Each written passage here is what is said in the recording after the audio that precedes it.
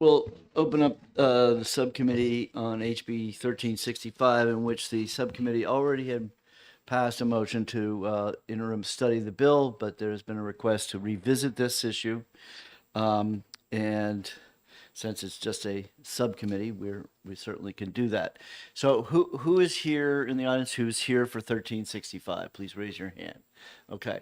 Is there anyone here who thinks the interim study was the right decision?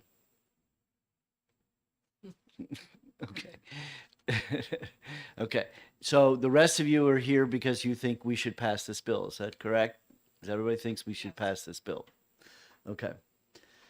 So I'm willing to revisit this issue on the grounds that what we do in commerce is what we care about is insurance and cost to insurance.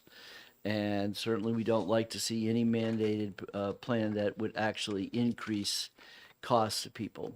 So in that sense is we would pass the bill with some kind of an amendment that ensures that this does not increase the cost. I had gotten an email that said a pharmacist may substitute an interchangeable biological, but not at an increase to cost to the patient. I'm not sure that works either, because that's the increased cost to the insurance companies. What is, I mean, the cost of the patient versus the cost of the thing. What insurance companies do we have here in the room? We have anybody in the insurance? Want to speak for the insurance companies? Okay. They're staying out of that. Okay. So,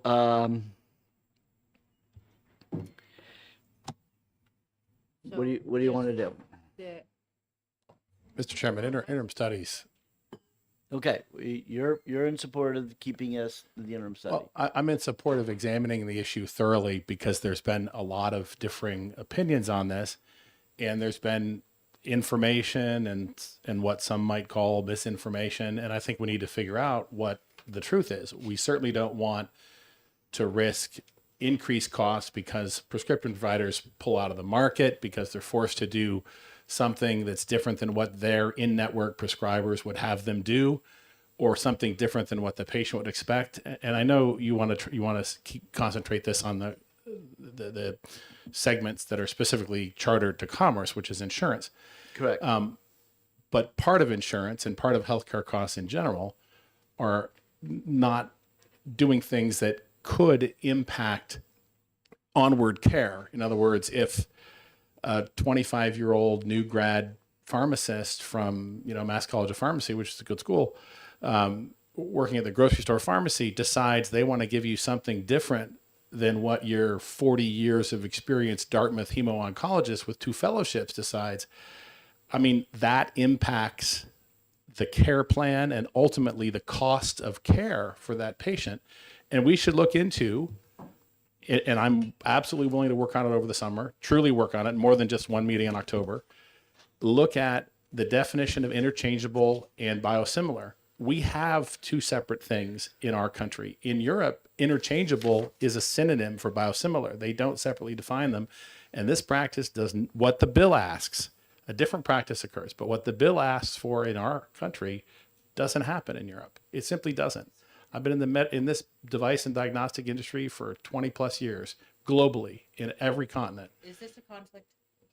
No, we're not a pharma. We're not a pharma at all. We're transplant diagnostic and med device. There's no conflict at all. We don't do anything with drugs. And thank you. I would have disclosed that had there been. We do have experts here. But If we can But if the experts are going to talk about the biological, which is you're talking about the biological similar, all this and all that stuff. Yeah. Again, I don't want this bill in this committee. But I- it's here. It's here. It's here, and so therefore, all the right more now, reason I to want to interim get rid study of it. this bill. all the more reason to interim study it. No, Right. no, wrong. All the more reason to pass it. No, and we let don't, the Pat. people who really do know what they're talking about and really understand this business, We really know let what we're them talking decide about. that And this is not a good answer. we've seen Right. emails, we've heard testimony. I have I got to make a Okay, comment. I think I know where you guys are all coming from, and I'm going to defend your position. Okay? Okay, then. Okay? At this point,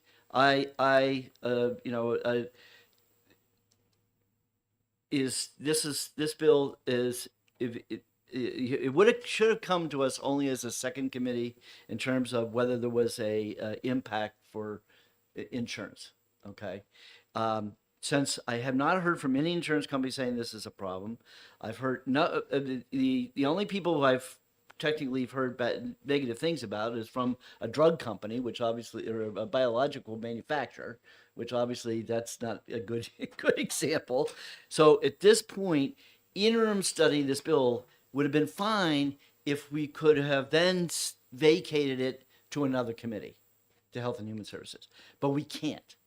It is stuck in our committee. So I absolutely believe that when it comes to this issue coming up to this next September, we're not going to get any farther along than where we are right now. So that let's just send this along and let the Senate, decide whether what your concerns are legitimate or not. Okay. Mr. Chairman, we never do that. We don't just pass bills because we don't want to look at them. We want to let the Senate do it. Yes, we do. Like Okay, we so- do not advocate our responsibility on that. And there are I think we just did that with the marijuana bill. Okay.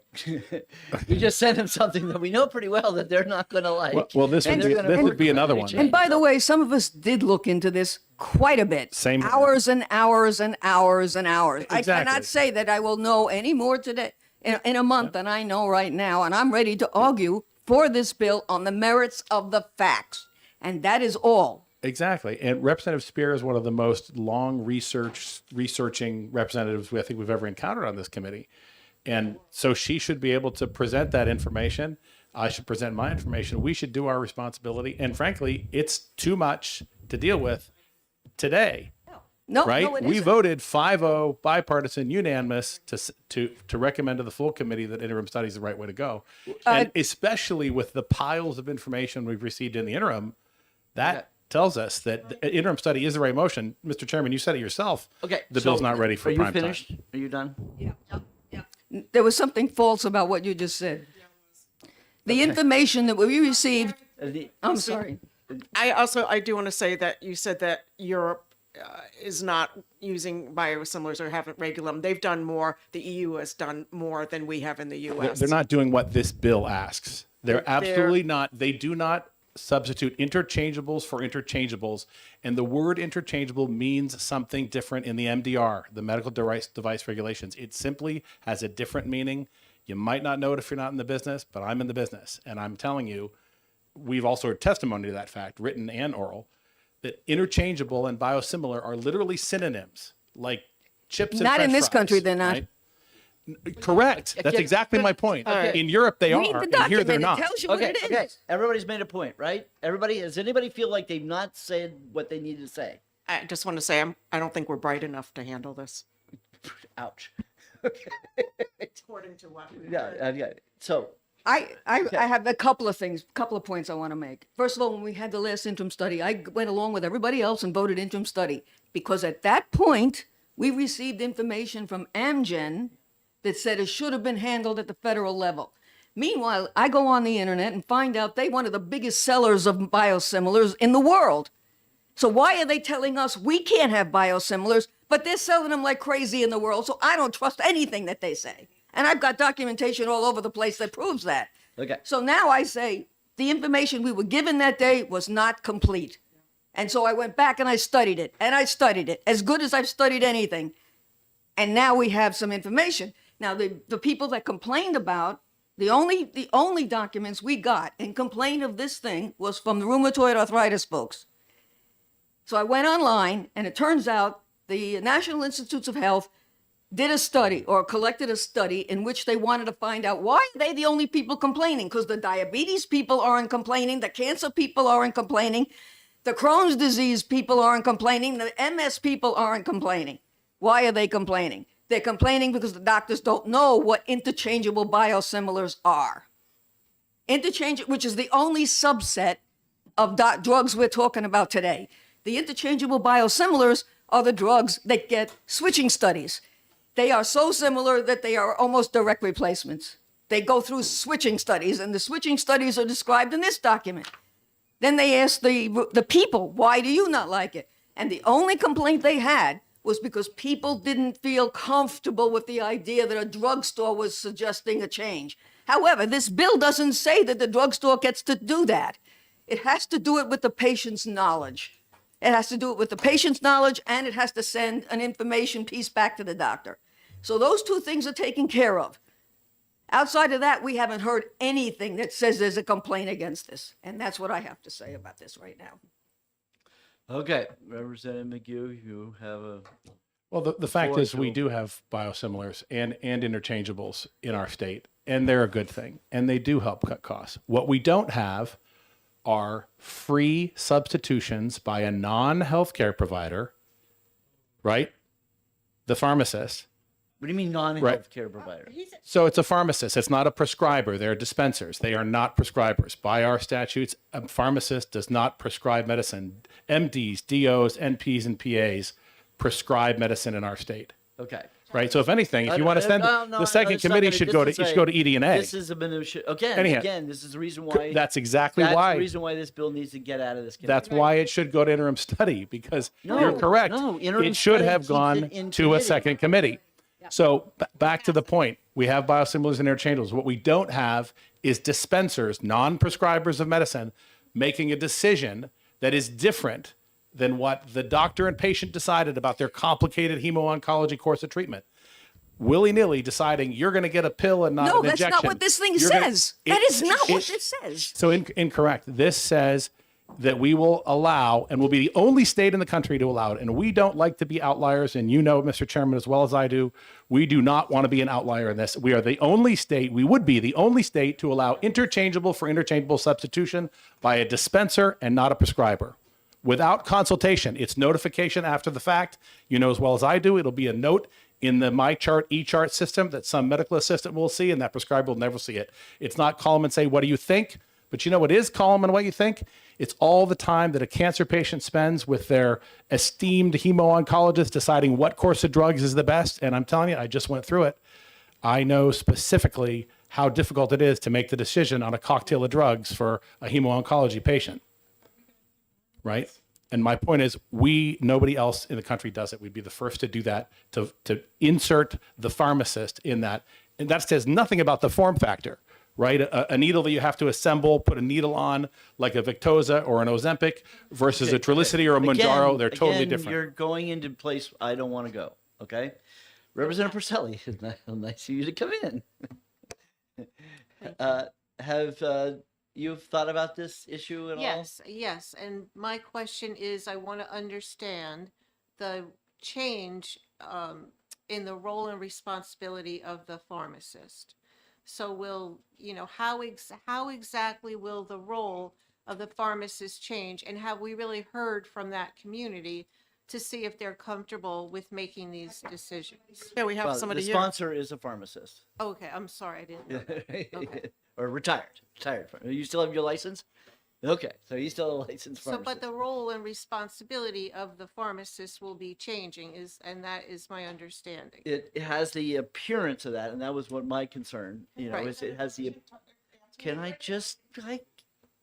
Can I run my meeting the way I want to run it? Thank you very much. I can see that. Okay. So I is that understand that, the patient can say, no, I want Ex- to, but the patient will not understand what a I mean, I can guarantee you 99% of patients will probably not understand the the concept. consequences or Right. whatever. I Right. definitely want to make sure that we're providing the best choices and the least expensive choices for the patient. That's not a question. I just want to make sure that the pharmacist has enough information and how is their role and responsibility changing? And then if there's a conflict between what the pharmacist says and then the doctor finds out, the patient is in the middle. And that was Right. just my concern. Before I let you speak, Gary, that what I would emphasize is the communication when a decision to change Okay. My concern is that I would certainly hope it does not happen in a vacuum, that the pharmacist, who I understand from your college roommate, is incredibly overwhelmed, got so much more going on, is not going to spend a lot of time, delving into it, that there is communication between the pharmacist and the physician about before a bio change. And I don't see that in the bill here. So come on up, turn the mic on, please. And I would Yeah. like to see active as opposed to passive communication. Right, Like, no, it have to be- outlined procedurally what has to All right. happen. I guess the question is, if we required in this that the pharmacist has to it has to get an okay from the actual physician before they make the. That's not a bad idea. Yeah. It's impractical, Okay, but Tim. good idea. So, in regards to the practice, we do that today with almost all the other brands and generics on the market. The bill is very emphatic that you shall inform the patient. So the patient, you have to have a conversation with the patient and go over that with them, what you're trying to accomplish. So therefore, it really comes down to enabling it to happen, not mandating that it happens. As far as prescribing for drugs under a collaborative agreement like a physician assistance, there are pharmacists that actually prescribe these drugs, unlike some of these people who have made a comment saying we don't. So when you think about the amount of time we go to school and graduate a doctorate's degree and come out of it, we are considered healthcare providers, unlike some other people may want to think. We actually have an MPI number. We build insurance companies. So therefore, what I'm trying to communicate is there are three things that are important here. One, it's enabling. It's not mandatory. Two, we have to have inform the patient. It shall. It doesn't say should. It says shall inform the patient. So you have to have a conversation with the patient about what you're doing. So would you be okay if we say has to inform the patient and the prescribing physician? It does say that. If I you don't go- see a prescribing physician. It does. If you go back and look at, it says within 3 days we have to inform the prescriber. Where is that? It's on. I don't have the bill in front of me. Somebody have the bill. 10. That's the after the fact, substituting and it could be a note in the chart. Within 3 business days following the dispensing, Which is the same make an requirement entry today. of the specific product provided to the patient, including the name of his product. Communication can be conveyed by making an entry. Yeah, but I don't see this going to the to the prescriber. It goes to the provider who wrote the prescription.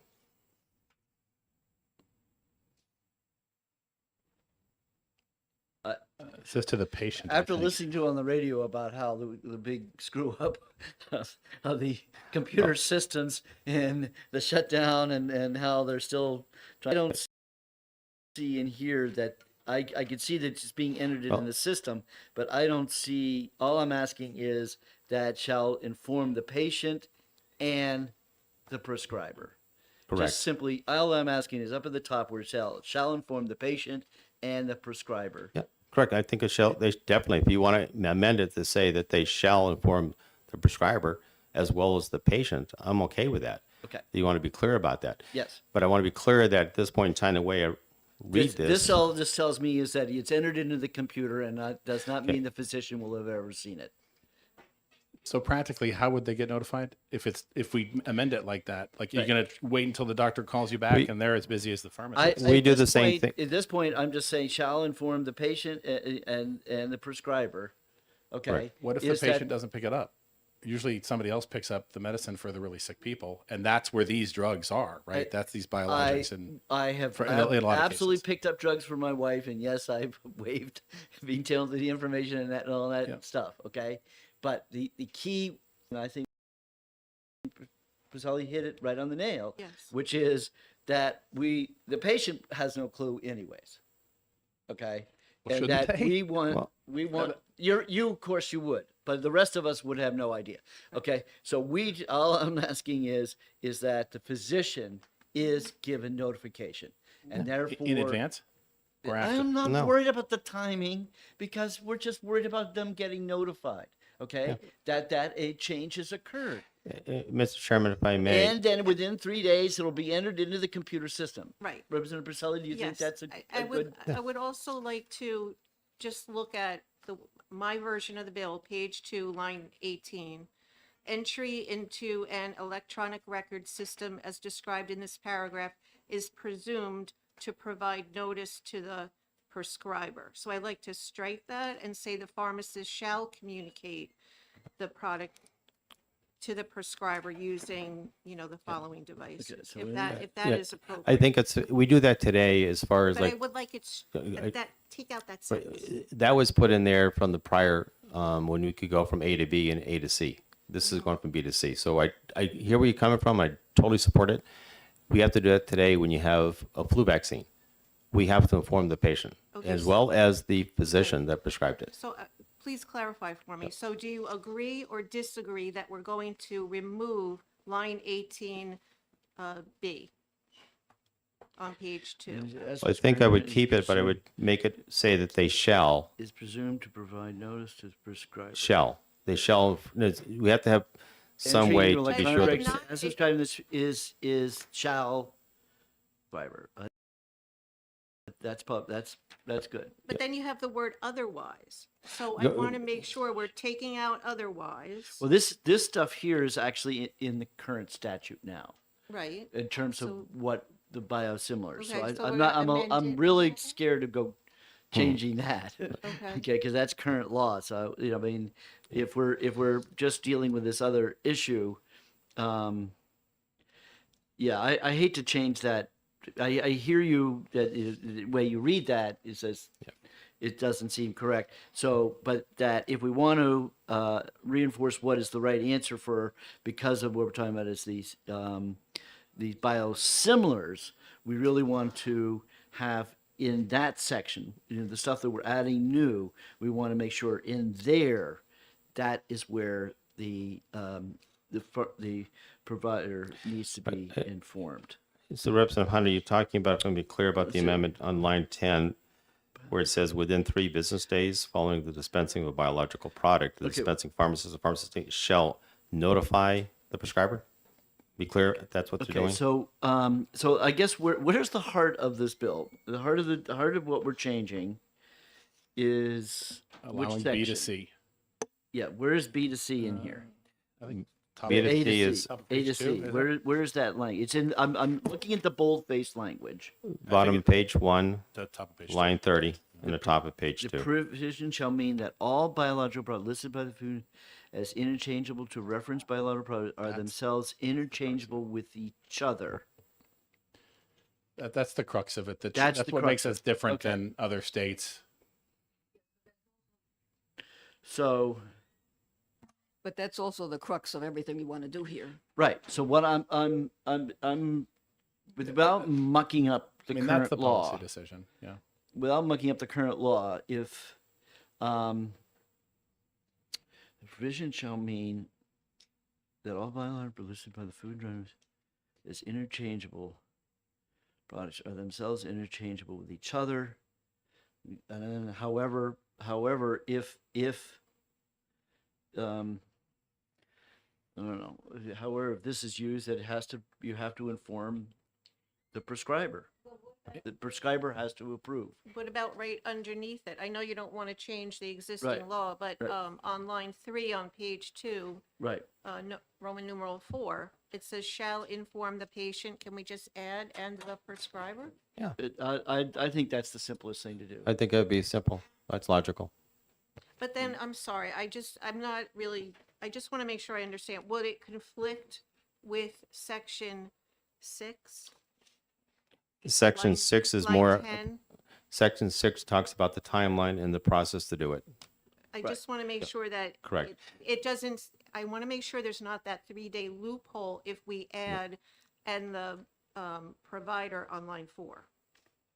Yeah. On line 4 is, I think what we're trying to get to is that the pharmacist is responsible to inform both the patient and the prescriber. Correct. Section 6 talks about how that happens. Dispense an interchangeable Well, then you biological have that product for the 3-day prescriber. Correct. because that's what Pharmacist or I think his we're trying to shall close. inform. well, there's a difference well, between then you- informing. well, then it would be shall inform the patient and the prescriber prior to. Not prior to, because that's a question at that point in time is it's back to allowing for the interchange to happen. Think of it this way. If you walk into the pharmacy today and you have a brand name prescription, you have to inform the patient if you're going to substitute a generic. They have to agree to it. If they don't agree to it, Yeah, but wait a minute now. It's already been filled. no. Before so- you fill it, Right. So that's all I want to add is shall inform the patient and the prescriber prior to filling the order. correct, but you have to have a time frame in there. If you want to do it, that it's kind Prior. of quick. but Prior is prior. prior to filling. So Prior basically, is prior. Don't fill it until you till inform the you prescriber. inform the prescriber. Which informing the prescriber is different than asking for the authorization. I want to be clear about And that. I am absolutely okay with the fact that all we're doing is informing the prescriber, Correct. and not asking for approval because we know that is a delay. Correct. Okay, that as long as the prescriber has been informed, that at that point, if the prescriber has a problem, then they will call up the pharmacist and say, "Don't do that. Don't So- fill that." If I understand it correctly, Chairman Hunt, when I'm filling the prescription, I both have to inform the patient so the patient has the right to refuse it. Correct. Okay. And number two, inform the prescriber so that they're aware of it. Correct. That's it. Now, the question I have to be careful of is that when we do that, we don't have section 6 in there. If you do it prior, it's somewhere. I believe that Section 6 is just the procedurally process of getting into the computer system. That's- A, for you to get paid, and B, is to get into their health records. Correct, 'cause That's what I and that's what I'm perceive 6 to saying. be. So in other words, mechanically, if I'm doing something prior to actually giving to the patient, which is dispensing it, I still have an requirement to send a notification to the prescriber before I give it to the patient. Correct. But because when we see shall inform the patient, we all assume that the pharmacist is talking to the patient by phone. Either in person or by phone, correct? Talking to the Okay, patient. by phone. So that we are assuming that same methodology would Mm-hmm. happen with the prescriber. So therefore, that the pharmacist is calling the physician's office and saying is I'm letting you know by statute that I'm required, letting you know that I am doing an interchangeable based upon what the prescription was written, but I'm doing this. Okay. As long So- as we're informing the prescriber, because I don't want to keyword hang there up is the patient inform. at the That's counter, and I have to wait for the doctor's on vacation for 7 days to come back. That's not going to help. we all know that's not that. I mean, we've all had our prescriptions filled, and yes, they have a nurse on staff whose responsibility is to get that okay. So, but what we're trying to do here is ensure that that when something were to bad happen or something wrong to happen, or whether the physician knows there's something different, they should have written it on the prescription to begin Correct. with. Okay, so we're not, notwithstanding that they have that responsibility if they think there's something wrong. But what we're doing is just ensuring that communication has occurred in terms of the pharmacist is giving a verbal notification through that phone call or talking with that nurse to say, by the way, I am using this statute to change that prescription. As long as we don't get into the process of how we inform, because it could be a phone call, it could be like with e-prescribing. Now with something e-prescribed, we can send back a note back to the Right. physician. No, I got to that. But electronically. Gary, this is current law, Correct. right? And it's working. It's current law, and so as far as we know, that is acceptable Yeah. process. Let's leave it at that. But we're just adding that it doesn't stop with just informing the patient, because we realize the patient, this is going to be way over their head because it's way over my head. Okay, but what's really going on here? But that there is a notification system that it occurs. Let alone that within 3 days. That physician, when he comes back from their vacation or suddenly decides that, gee, I wonder what happened to that patient's you know, because I got that information, they'll know exactly what happened when they see that filing, which probably happens in 24 hours, not 3 days. Probably. And what I would suggest, and I do like where you're going, I think it has a lot of merits to it, by simply taking line 3 and 4 is when a pharmacist is dispensing it, you shall inform the patient and the prescriber. I think it's critical that the prescriber is aware of it. I agree. So- Well, Representative sir, Purcell? I just want to be, now let's go, be realistic.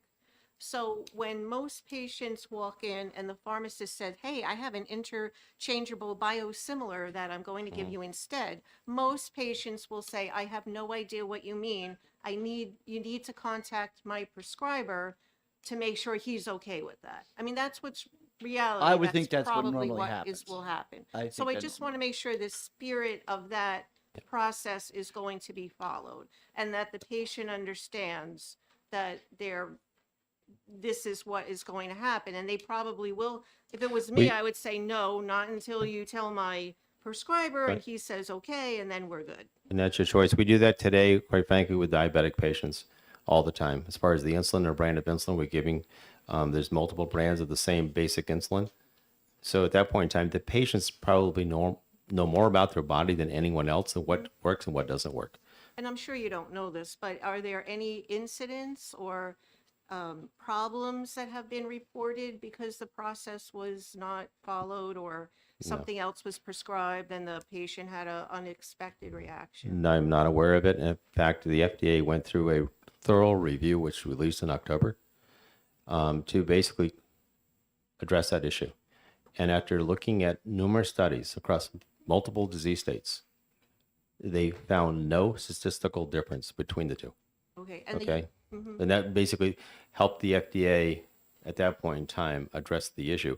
Based upon that, the FDA is in the process now of formulating guidance to make the interchangeable biologics the same as biologics. They were doing away with that terminology because it's very confusing. And in Japan, they've been doing it for years. So I'm trying to get to, I've not been aware of any documentation that this has been a problem. And I have a quick Okay. follow-up. Is Yeah. it true that there is a finite list of these? Yes, there is. It's a Okay. finite And list. do you happen to know how many there are, I think hundreds, Representative Leon? Leon Was actually that the sent that. list? Yeah, it's their list. Okay. If you look it's at the, fairly finite. it's finite and it's Okay. growing. But just to give you a sense of the economics of it, again, we're talking about trying to save the insurance companies money, and as well as the patients. Biologics in Europe are running between 20 to 25% less than they are here in this country. So there's a huge amount of money that can be saved by bringing market competition to the market and finding ways to avoid stifling the competition. And the insurance industry wants to have ways to reduce cost, and the pharmaceutical industry wants to find ways to stifle it. Okay. So what we're going to do at this point, is another amendment. So we're not going to, I'm just going to end this work session and we'll have an amendment drawn up. And then at that point in time, we can discuss whether we would reconsider our actions on the interim study.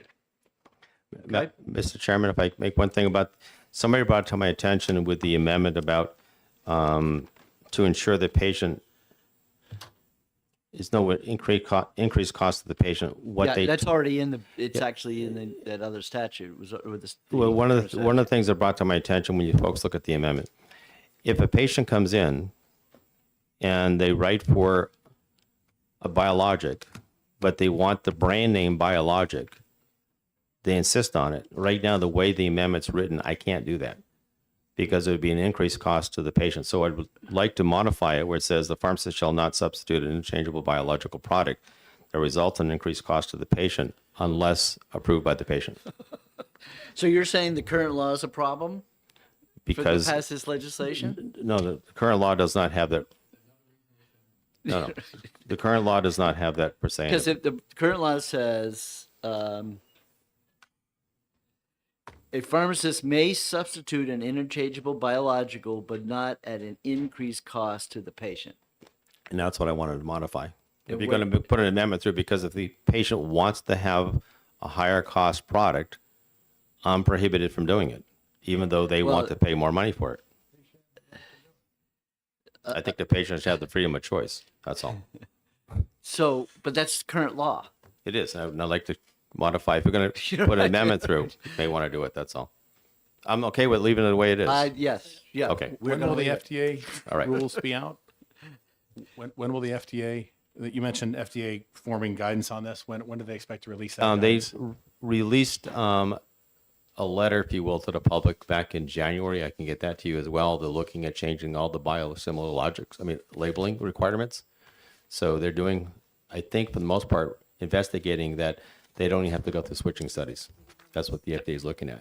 Which Okay, would be so comparable. so the FDA is looking at eliminating the need for switching studies and releasing Completely. further guidance. If that's going to happen soon, shouldn't we not be the first state to do Shouldn't this we be until ready? we get that information? Shouldn't we be ready for it? So when it gets Yep. released, we can take advantage of it, not delay things? Sure. Yeah, and we can you. do that in an interim study. No, because if we I have mean, the there's bill a in few place, issues here, right? It's the few different policy issues we're talking about. I'm all trying to make drugs more affordable to patients that have been shown to be safe. And not trying to encourage the industry with stifling competition. I'm trying to find ways to make the drugs fundamentally more affordable. Just to give you an example, Humira right now is over $80,000 a year. Folks, $80,000 a year. There's a generic on the market, another one biosimilar, that is 90%, 85% less than that. Less than $15,000 a year. Yeah, So- I'm aware. It's an admirable reason to look into this for sure. Which is why we pass it. Great. Thank you very much. 1 second. Okay. John, 1 second. Yeah. This paper that I gave you is an initial study, an initial set of guidance that's coming out by the FDA regarding insulin and a whole bunch of other biosimilars. And you can get the details if you go onto the website. You can get details for each one of those. But that's guidance. That's not the law. The law comes out of the state. Okay. So the issue is these are biosimilars, not interchangeables. And our policy decision here is: are we going to allow interchangeables for interchangeables? RC Cola for Pepsi instead of Coke. It's even more specific. I urge you to, if you run for re-election next year, put in legislation to unwind or solve this nightmare. But I'd rather get it right the first time and not. not at this point. Okay, we're done.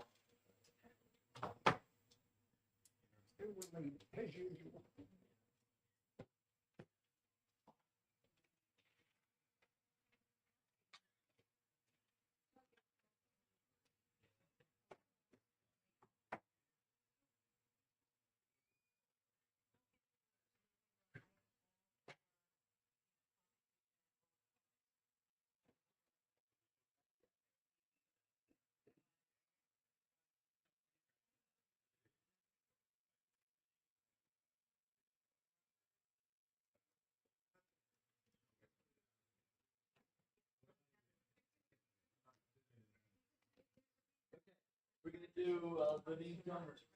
Anybody here? Living numbers now?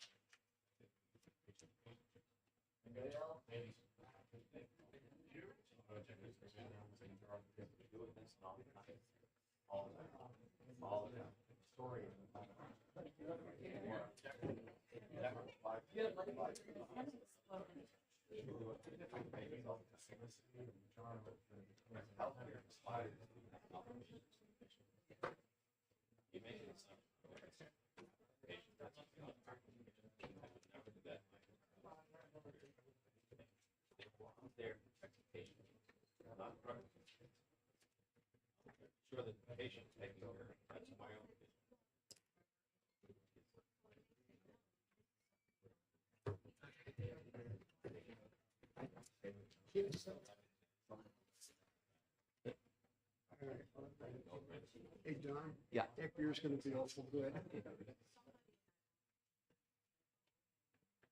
Okay.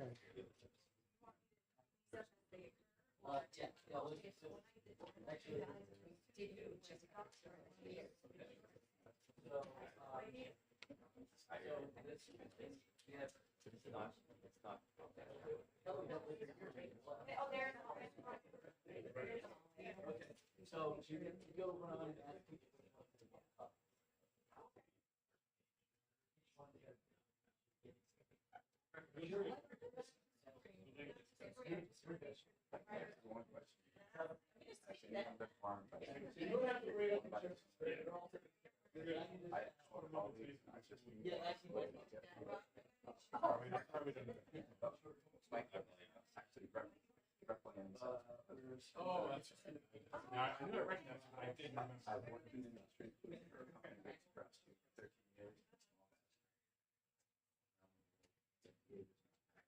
Okay. All right. All right. We're all done, guys.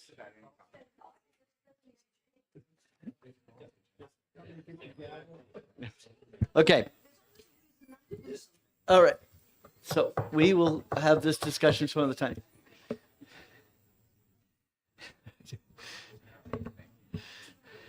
I don't know how many rules we broke there. Okay. Okay, let's talk about living organ donors. So what we have in front of us is insurance departments. My request for them to create some language. What's looked around in terms of other states. Evidently, this is a movement. And many states have been doing this legislation and concern, it really just comes down to kidneys. I think but I hear the liver doesn't really grow at this point. But I guess I know that there are liver transplants, but I don't, so I don't know how. But at any rate, okay. So at this point is that one thing I do know, done a little homework, and an insurance company, if you already have life insurance, they can't renegotiate the terms over a kidney anyways, because they would be obligated to, if they really wanted to know whether you have given up a kidney prior. I mean, I guess this is a good opportunity to discuss the difference between life insurance and health insurance.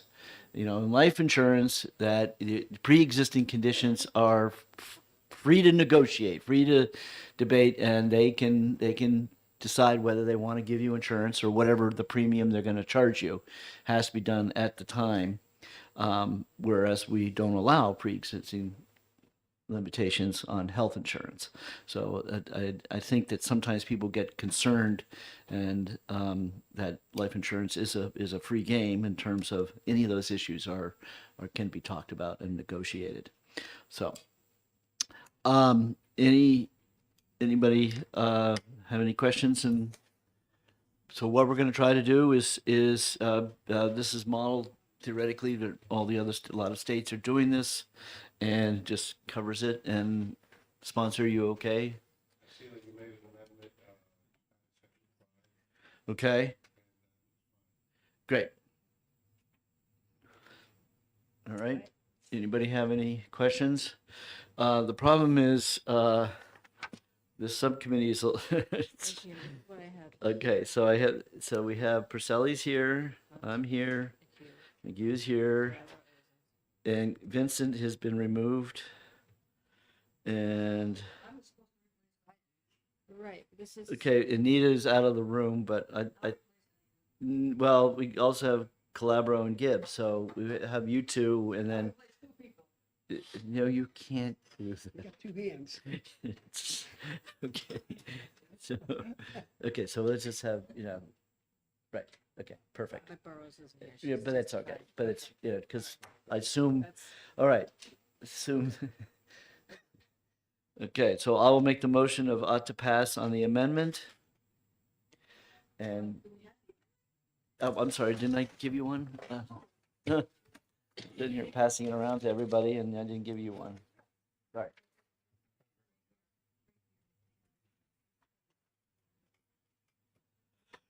Okay, amendment number 0885, 5H, H's. Okay, So it just adds number 5, John? yeah, so I guess that's what we added. Is that it? Just 5? Yeah. Because it says replacing Well, this whole thing. I thought we rewrote the whole paragraph, but how much has this been rewritten? I'm just looking side by side to Yeah. see. I can't tell. Yeah, why don't you come up to the microphone and the insurance department can.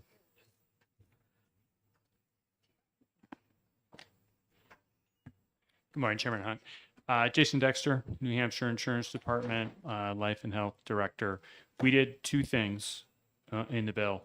One was to add Section 5, which is ultimately a catch-all anti-discrimination language. No state did the exact same thing. In 2021, NCOIL put out a resolution which said they liked this idea and they gave some suggestions. And we're in the spirit of that. So that was the one thing we did. The other thing we did is added disability income protection coverage, which is, again, when we scanned other states, more often than not, they had disability insurance protection coverage as well. The NCOIL resolution referenced disability insurance. So there's 3 sections where we just tacked on that language. So it's really only one change, but it happens in 3 places. Those are the 2 things. Okay.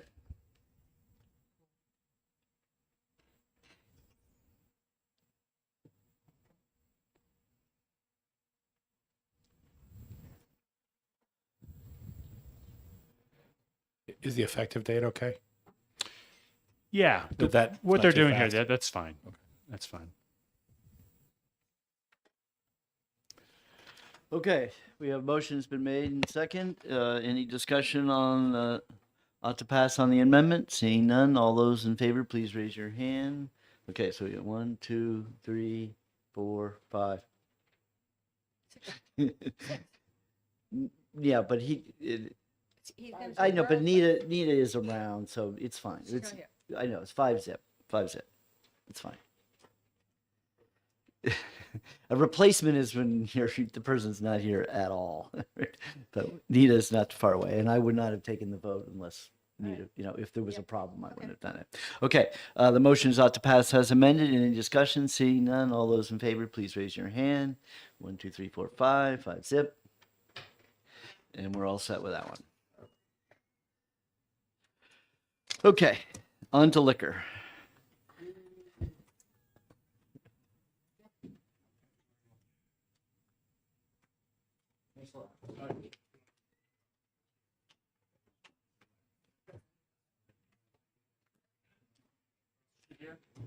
She has, she's just fine. My bill is coming up. Is this alcohol or behavior? This is HB. 10:30. It's gonna be the section. 52.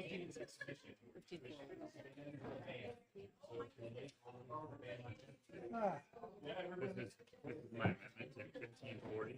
Okay, cool. Will be, I'm pretty sure, consent. With the one for. I think it's the one that you looked at. It's been in for a while, but it's moved in the direction that we're gonna talk about. And then there's. So if you'd always been,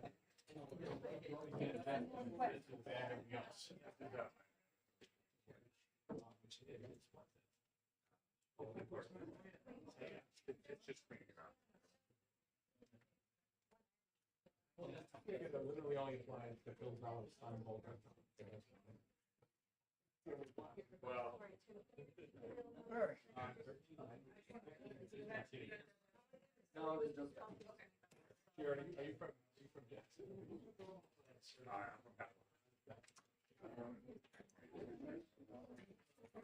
Okay. I got it.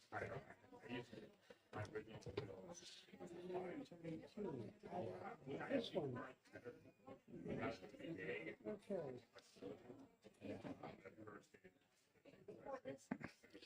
Okay. Okay, well, let's get started. And first up is 1018. Oops. Have you passed out 1018 yet? No. Sorry. How about which one do you have? Okay, you passed out 1540. Which one have you've done 1540? So we'll just. Okay, you got it. Yeah, 1018. Oh, I don't seem to have it in front of me. So if you have another one for me, that Oh, okay. There we go. Okay. All right. 1018. And okay, so everybody in the audience who cares about 1018 has got a copy, I hope. Does anybody have any problems with the way 1018 is written? Okay, except we do have a problem. Things are never perfect. So the one, is this my pen? Okay. The one change that we're going to have to do before we take this up is on page 2, line A, and where it says no Z's, that's supposed to be that level. Is that right? Level of exposure? Is that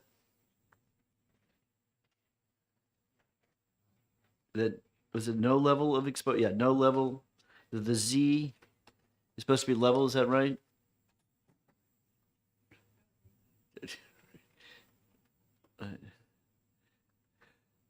Where'd everybody go? Okay. Okay. The word is level. And that no level of exposure to secondhand smoke is safe.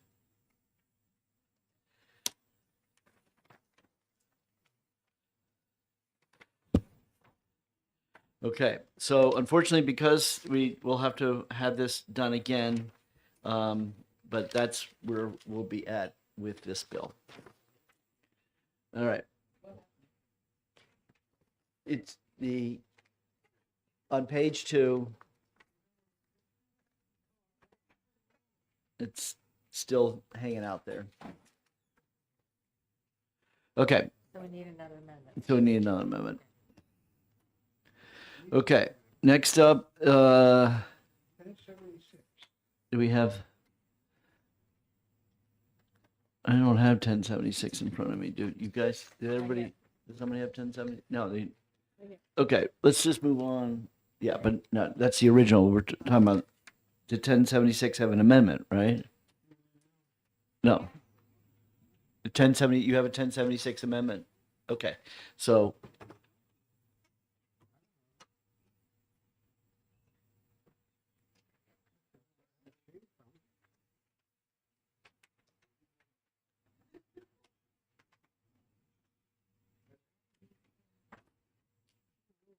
Magic amendments came from. It's actually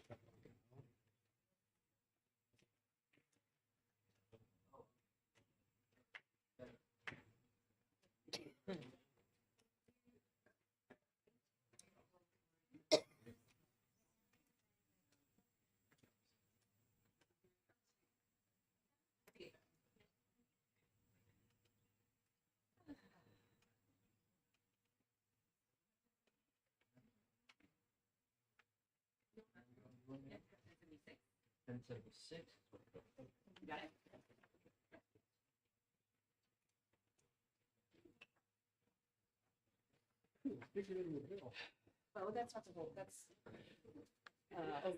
several amendments. Okay, so what we have in front of us is this is just an added language to the bill.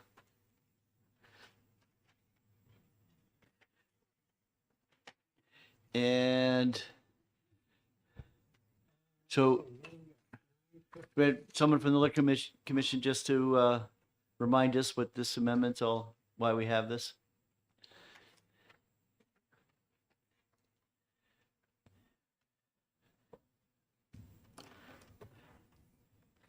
Thank you, Chairman.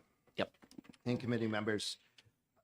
This amendment is just changing, this was presented before. The original bill is allowing the wine manufacturers and the liquor manufacturers, or the wine manufacturers, to have their one entitled on-premises license, either on the premises of the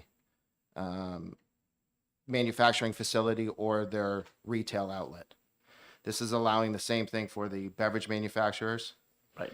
And the word in the original amendment with may on line 12, the on-premise license It used to say may either be on, and now it says shall. That was the change. We love the may to shall. Right. Correct. Okay. Any questions? Okay, so who do we have here for liquor is quicker? Okay, we got Tuzik. Hello. So, Leo. Chairman Hunt, Yep. I think they also, didn't you also change the wording to be beverage manufacturers? That's correct. The original bill was for the wine manufacturers. This amendment authorizes the beverage manufacturers as well. Yeah. Okay.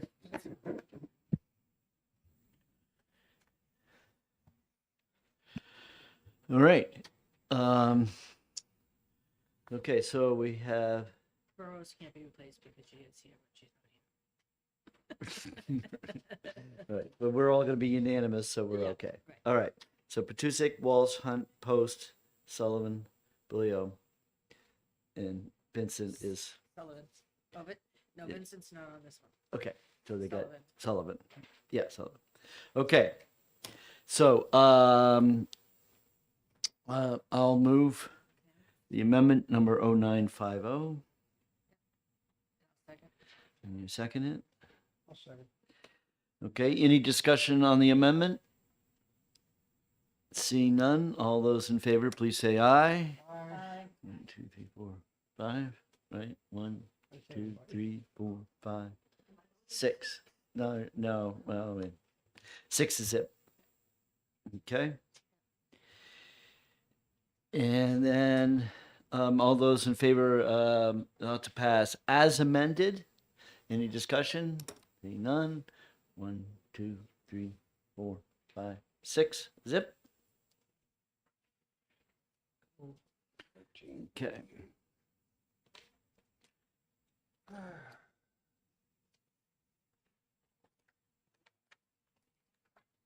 Okay. Great. On to the next one, 1358.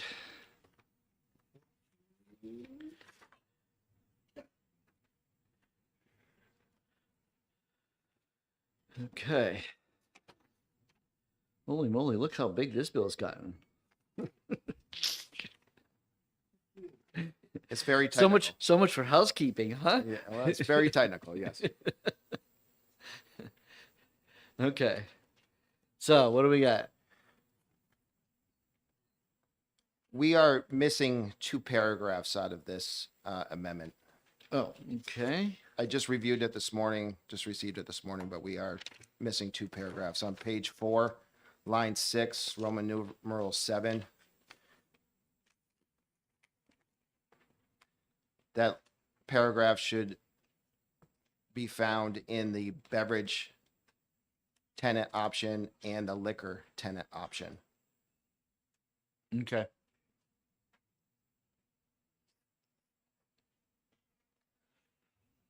All right, well then we'll wait to have that amendment drawn up. So would you make sure we have, do you got it? Okay, good. All right, needs amendment. Okay. Moving right along. Next up is 1380. Yes. Okay. 1380, the amendment, we go from the original bill introduced had 5,000. This is bringing down to 25, which is the current statute and what the brew pub is allowed to produce in general. So it was only made sense to keep it consistent. Anybody have a problem with this amendment? Speak now or forevermore hold your peace. Okay. So I'll move.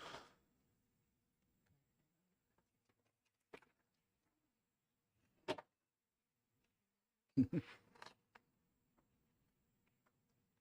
wasn't in the file?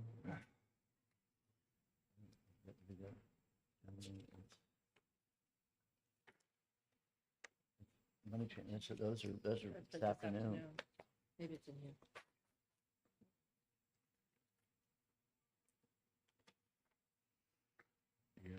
No paper? Why don't you just use the back side of the amendment? You have a copy of the amendment? Here, you can just use the back of it.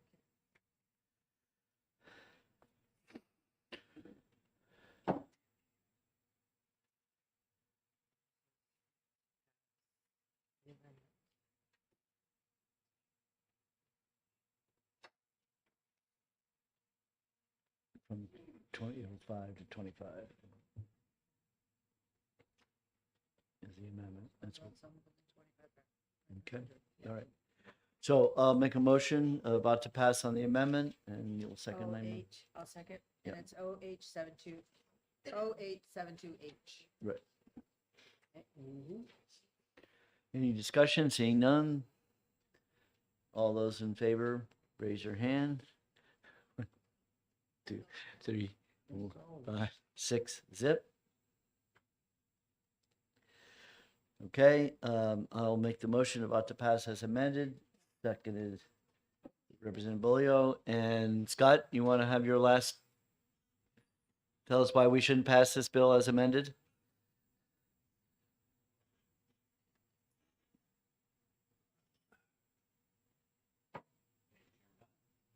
To be sure that microphone's on. This All is the Scott world can Schreier hear you. with the Distributors Association. And again, I appreciate the fact that the bill was amended. It doesn't change our primary concern with the bill. This is not about brew pubs or distribution. This is about cross-tier ownership and prohibited interests and RSA 17911 in the state and Chapter 27 of the Federal Alcohol Act. There's a reason that the Liquor Commission denied the application for a brew pub initially, and that was because it's illegal, both at the state and the federal level. The nano brewer was a loophole that was intended to provide an option for the licensee in question.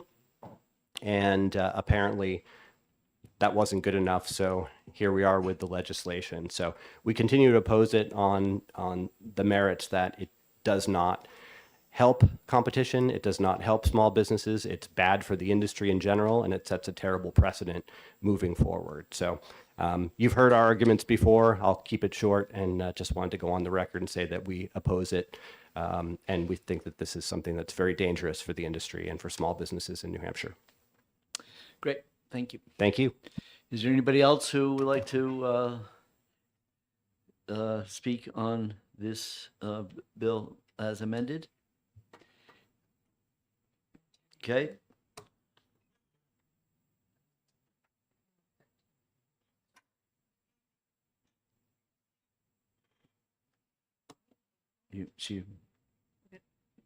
Okay, so the motion is ought to pass as amended.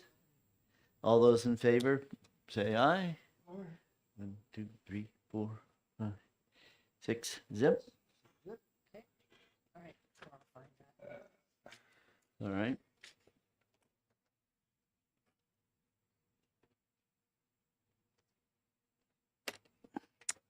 Okay. 1540.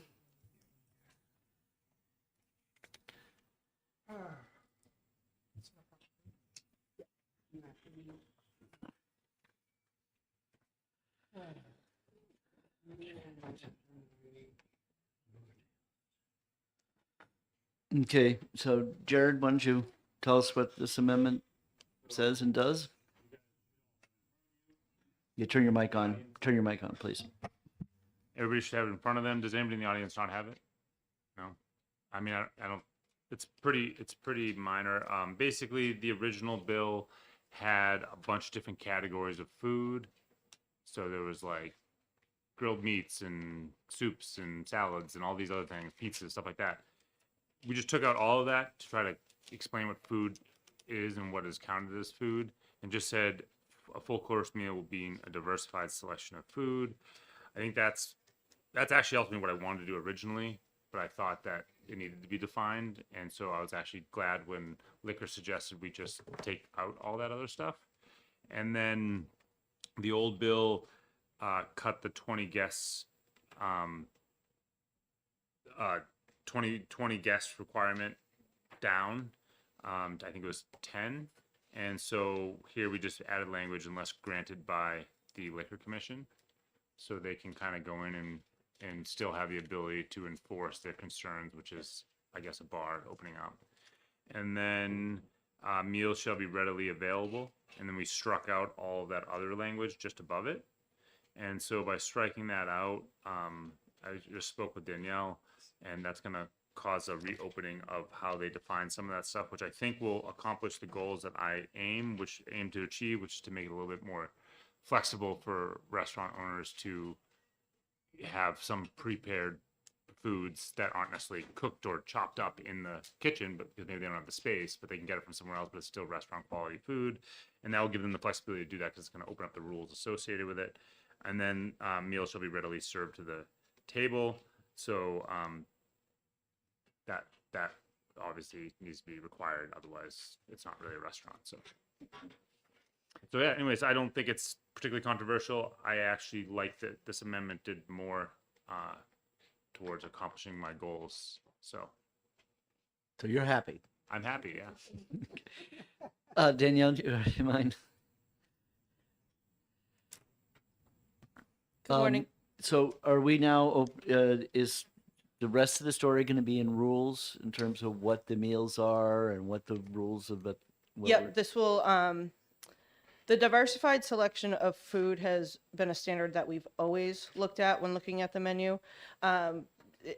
These definitions are hard to look at in a bubble because it's the totality of the entire license. There's several other paragraphs that involve the food and the requirements of the restaurant. So isolated, it looks like we're eliminating some stuff, but it really is the totality of the business plan and the establishment coming forward that we look at each individual definition, the license requirements. So this will cause some rule changes or some rules to be reopened and looked at, which is what Representative Sullivan was talking about. So we can define this more if we need to within rule. But I think this was a good compromise. It accomplished a little bit what he wanted to accomplish, and we're able to still look at the totality of the business plan and the circumstances for the licensees. All right, great. Mike? Okay. Anybody else in the room who wants to weigh in? Speak now or forevermore hold your peace. Oh, the amendment's not.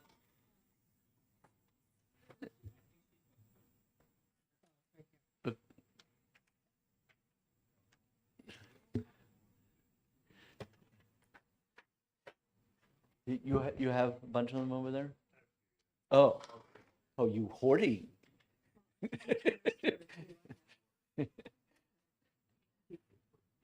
Oh, that's it. That's it. Yeah, no, I have it. I just wondered what happened to the pile because we thought they were all supposed to be left over there.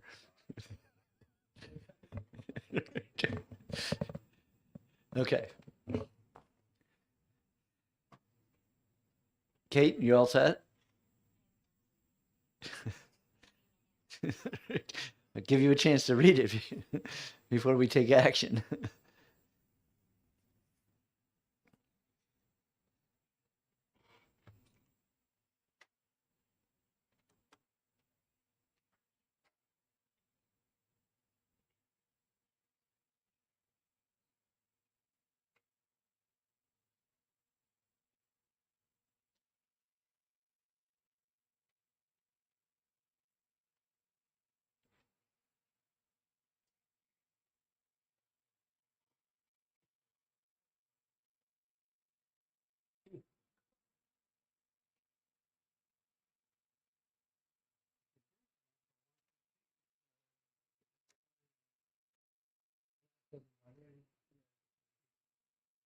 Okay, all right.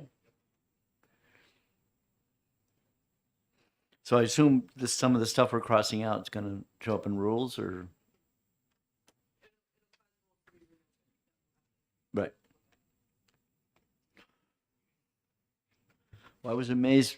This past couple of years, there's a lot of movies about restaurants, and the reality is that meals are all prepared, and in these special drawers that they pull out, and voila, there's the meals. So Correct, and that's specifically one of the rules that this will cause to be reopened and looked at. The rules that say that meals can't be leased or concessioned out. I think it's vague in nature, anyways, in terms of what that exactly means.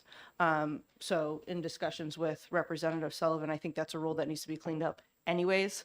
And this would cause that to be reopened and looked at. great, good. Okay, so everybody's okay. All right. So Representative Sullivan, seconded by myself, moves the amendment 0939.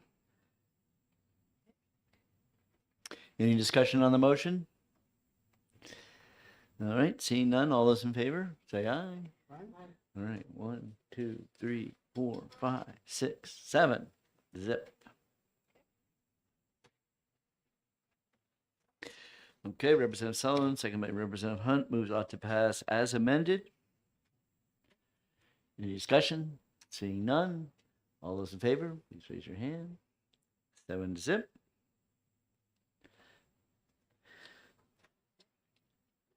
Perfect. All right, and last but not least, 1591.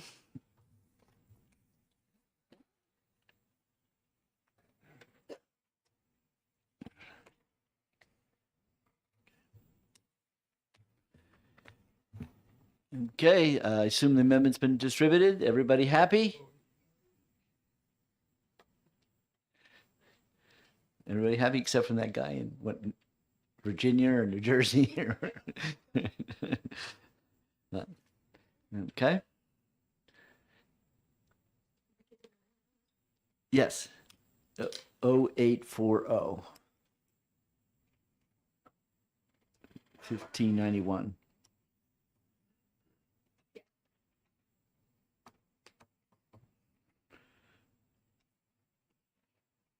And again, this is just adding, but replacing section 10. So just one section of the bill is being changed in the amendment. Okay, so I will move.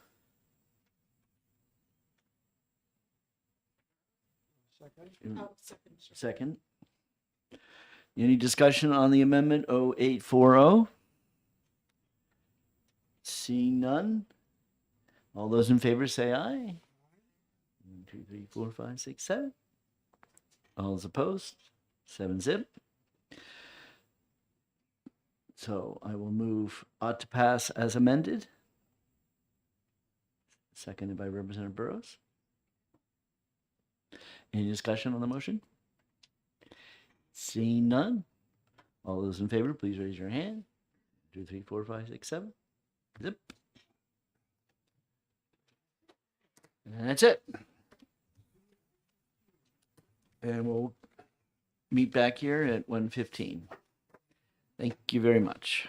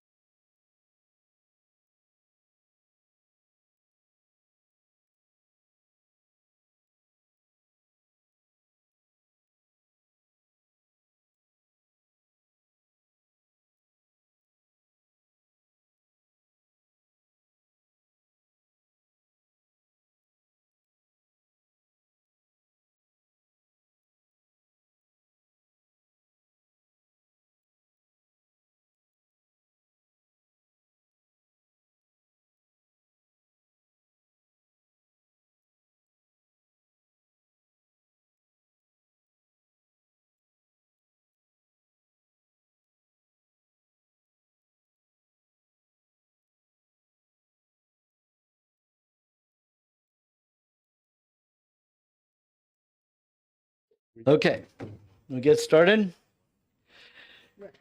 Oh my God.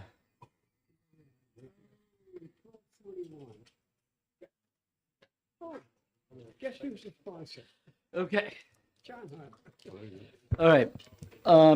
So money transmitters, if you might recall in their hearing, an issue came up of comparing the big guys versus the little guys and the local guys. And I'm sitting over here working out a potential solution. So at this point, we don't have an amendment yet, and so we'll move this off till next week. In which time I hopefully will have a resolution.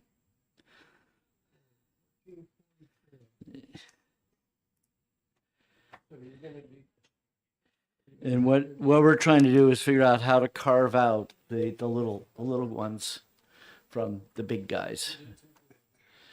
And what we're looking at right at the mount is these stored value cards. And that the little guys don't do that, and therefore we would exempt them. What's stored value? A stored value card is that you're going to get your paycheck on a prepaid, like a credit card, Oh, okay. right? I got it right? Yeah. it's a This is prepaid. this is when cash isn't around anymore. All I know was that when I got rid of my DirecTV, and they said we're going to give you a rebate, and I was expecting it one of those debit MasterCards, and no, it was some bank, and they wanted to sign me up to a bank, and they wanted me to it would be a prepaid debit card that they were hoping that I was going to reload it with my paycheck or something. Not that my paycheck will go very far, but so Paycheck from here? yeah. Well, it's my only employer. So that didn't go very far. Okay. So we'll move on to next one, 1444. Question about that one. Okay, yes, go ahead. We had some exchanges about the term proprietary cryptocurrency. On 1241? Yeah. Really? Yeah. I think I'd just like to hear the justification for adding the word proprietary to that language. This is Mr. Lombardi, I think, is the correspondence. Right. Yeah. So in the bill, there it's page 24, line 3. Page 24. Holy moly. Yeah. 1241. Oh, okay. Yeah, we're still there.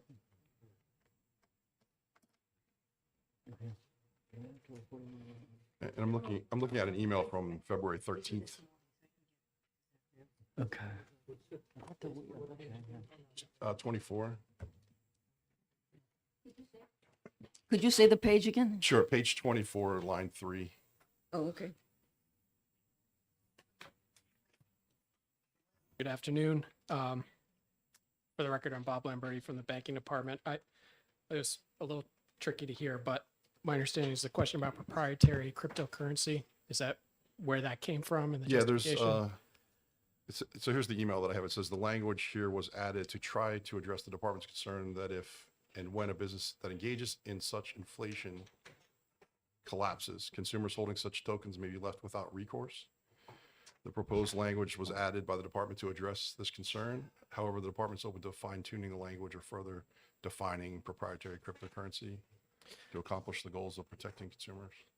Yep, that's just right. The what the department has seen over the past year or two, specifically relating to the larger crypto companies. The most notable example would be FTX. Is bad actor companies or entities may use cryptocurrency or tokens that they themselves create and issue and inflate the value of those so that their balance sheet looks better than it really is. And so when these companies go under, consumers are then left with little to no recourse in terms of recovering funds. So this language, this is something the department added to try and address that so that they can't use that inflated value to increase the balance sheet. It is a sort of a working term, proprietary cryptocurrency, if the committee thinks that it could be improved upon. I think the department's open to that, but that's sort of the justification for adding it in there. Okay, so I just have a couple questions about Yep. about that. So in that sentence, the word proprietary precedes cryptocurrency, and this is comma non-fungible tokens, comma other digital assets. Does the word proprietary apply to all three categories or not? That is the idea. Yeah. Okay, and then just about every blockchain system has a native token that incentivizes the blockchain itself. So would that be considered a proprietary cryptocurrency if, let's say, someone created, there's hundreds of these things. Would that exclude every native token of a new blockchain from the balance sheet when in fact they could have a real market value? I just want to be careful we're not excluding legitimate innovation from bad actors like FTX, which was, I think, they were headquartered in the Bahamas and outside of the U.S. regulatory system anyway. So FTX was licensed by us, however, as a money transmitter for that portion of their business where they were doing fiat to crypto money transmission. So I think what we're struggling with is the definition of proprietary. What this is meant to prevent is like a money transmission company creating its own token, not necessarily using other people's, right? So maybe we could, I don't know if proprietary is defined in here, but perhaps we could define the word proprietary to make sure it's narrow to those circumstances. Does that seem reasonable? Yeah. That's the intent. Yep. Yep. Would that help So solve your it's a legitimate questions? concern, right? Yeah, So I could I understand create, what you're saying. I could create a token, I could sell it to someone, I could create 1 billion tokens, Sure. sell it to someone for $1, and now all of a sudden that token has a market cap of $1 billion, right? Like, and if I have the rest of the tokens on my balance sheet, I could claim that that's worth a lot of money when in fact it's Right. vaporware, right? But then on the other hand, there are like well-established, Sure. and to get from startup phase to the well-established phase, we want to make sure we're not blocking a legitimate path to, Sure. see what I mean? Yep. We could talk more about it. Yeah, we can talk more about it. I think we could probably solve it with a definition of proprietary that like narrowly tailors what we mean by proprietary to a very specific set of circumstances that would alleviate your concerns. Right. And we're already doing an amendment. Because your proprietary is that it was theirs. Yeah, it's the Is money they're there. transmitter in questions. Right. That's So, what we mean by it, not other and now we're people's. talking about is that it really does have underlying value. Potentially. It right. wouldn't necessarily, it'd be proprietary could have underlying value. It is how do you measure the value? How do you know? Right. There's no stock exchange. There's Right. no If it's your no own. way to reference whether that particular Yeah, I coin think has maybe value. map out the different use cases that are out there in the Yeah. wild and see which ones. So lots of exchanges issue their own tokens, like Binance has its own token. Right. There's lots of them that issue it and they use it to incentivize certain behavior. What FTX was doing was lending based on the value of that token, sort of creating like a Ponzi scheme. Right. Right, And they I were think like that's a inflating legitimate their concern. books. Yeah, Right. we don't want them inflating their own books artificially saying Right. we have this token, that's what's on our balance sheet, and it's worth $1 billion when it's Right, right. really worth, whatever. But So my only concern is that we don't block legitimate innovation, right? And- Sure. Right. But I'm intrigued because it's the devil's in the details. It's the words. It's like documented value or proven value or again, it's not proprietary. It's that you can have evidentiary accountant like approved a valuation value. done of it. Evaluation value. Or And I have will say that third party evaluation of the value. I mean, Yeah, that's right. It's the right direction. So it has I think, to be some way it's documented or proven or Independent auditor. independently appraised. yeah. I think the concern is even more specific for us. It's that they have their own cryptocurrency and they're using it on their own books to inflate the value of their Right, business. right. Whereas I think we don't want to stifle them from perhaps investing in other forms of cryptocurrency that are on the market and valued.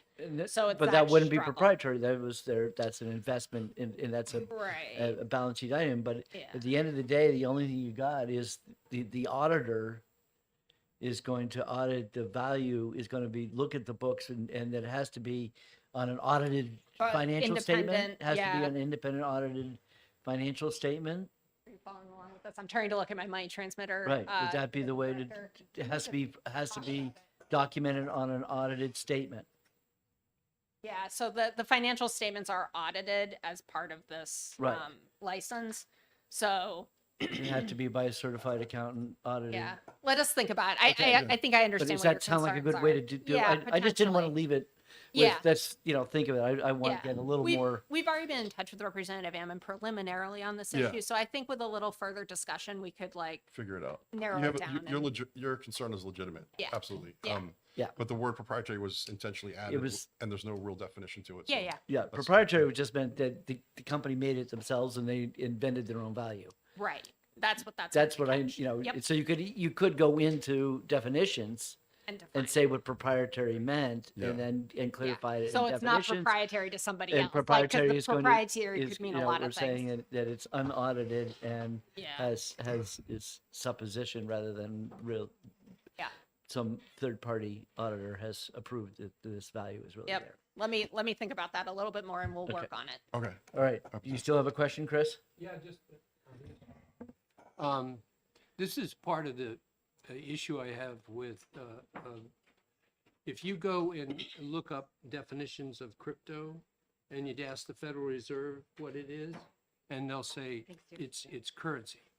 And then you go to the SEC and they say it's a commodity. And then you go to somebody else and Who they says have it's it. currency? Yeah, Nobody said Federal it's Reserve. currency. I looked No. it up. They couldn't have said it's currency. Money. It's money. They use it as currency. When the bank went down in California, they bailed out the people that owned their crypto that were banked in the bank. Okay, so I don't know if that's supposed to be gold or metal, or maybe it's something like a commodity. But Commodity. the SEC said Commodity it was is a right. commodity. Correct. Okay, well,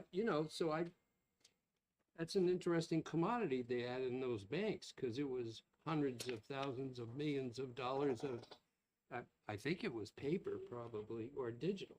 But the point I'm trying to make is that this was presented to me as legislation that was specifically, trying to make a distinction between the big guys and the small guys when it comes to money transmitting. That's the way I look at it. That was a small part issue of this legislation. Well, I thought This that, issue is about how we regulate and how audit people who are in the business of transmitting money. okay, the first opening statements here were about the distinction between the large guys and the smaller transmitters. That was what was discussed right off the bat. That would have been the Peter, Right, Peter. So Yeah. anyway. that was his little issue. But the thing is, my point is that we have had a ton of cryptocurrency related legislation that I think a lot of it is not anywhere near defined well. Thank you. I mean, Trump said, this property was worth $2 billion, right? Now you're going off on a tangent. Well, okay, the tangent is, and that's what you're talking about. The commissioner is saying, I don't have a tool in order to functionally tell you what, No, she's saying is that we all agree is that we want to make sure we do have an independent audit value. That it's not something that you just say, be like Trump and just wing it and say this is what he thinks it's really worth. okay, my question is, can you give me an example of a specific commodity or currency or whatever the hell crypto is and value it. So in other words, somebody comes in and like Okay, well, I can pizza. give you, here's what I'm saying. Right now, I know what Bitcoin is because I just saw what happened in the last 2 days with Bitcoin. Okay? Okay, yeah. But that's a third part, the third party is the free market that is valuing what that Bitcoin's value is. Yeah. Okay? Yeah. And it's on the exchange. So you can, buy and sell the exchange. That's a commodity. Okay? That's like stock. Okay? What we're talking about here is someone is issuing a Bitcoin and giving it to employees or giving it to somebody and saying this is what it's worth, but that 'Cause it's- it really didn't have any underlying it has value to it. transactional value. I understand that. That's what we're So talking do about here. casino chips. So the thing is, if the banking department is a little confused or not quite sure of how to define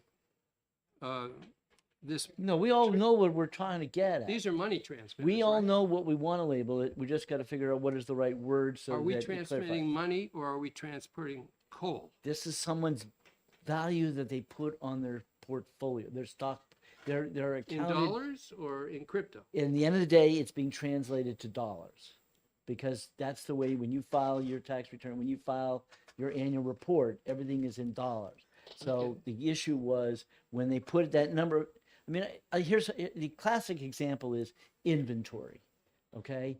And what are you going to value your inventory at? Are you going to value at what you actually paid for it? Are you going to value at what it would be worth when you sell it? Okay. And so theoretically, So you this have inventory is what? that's the point. The inventory in this case Yeah. is the coin.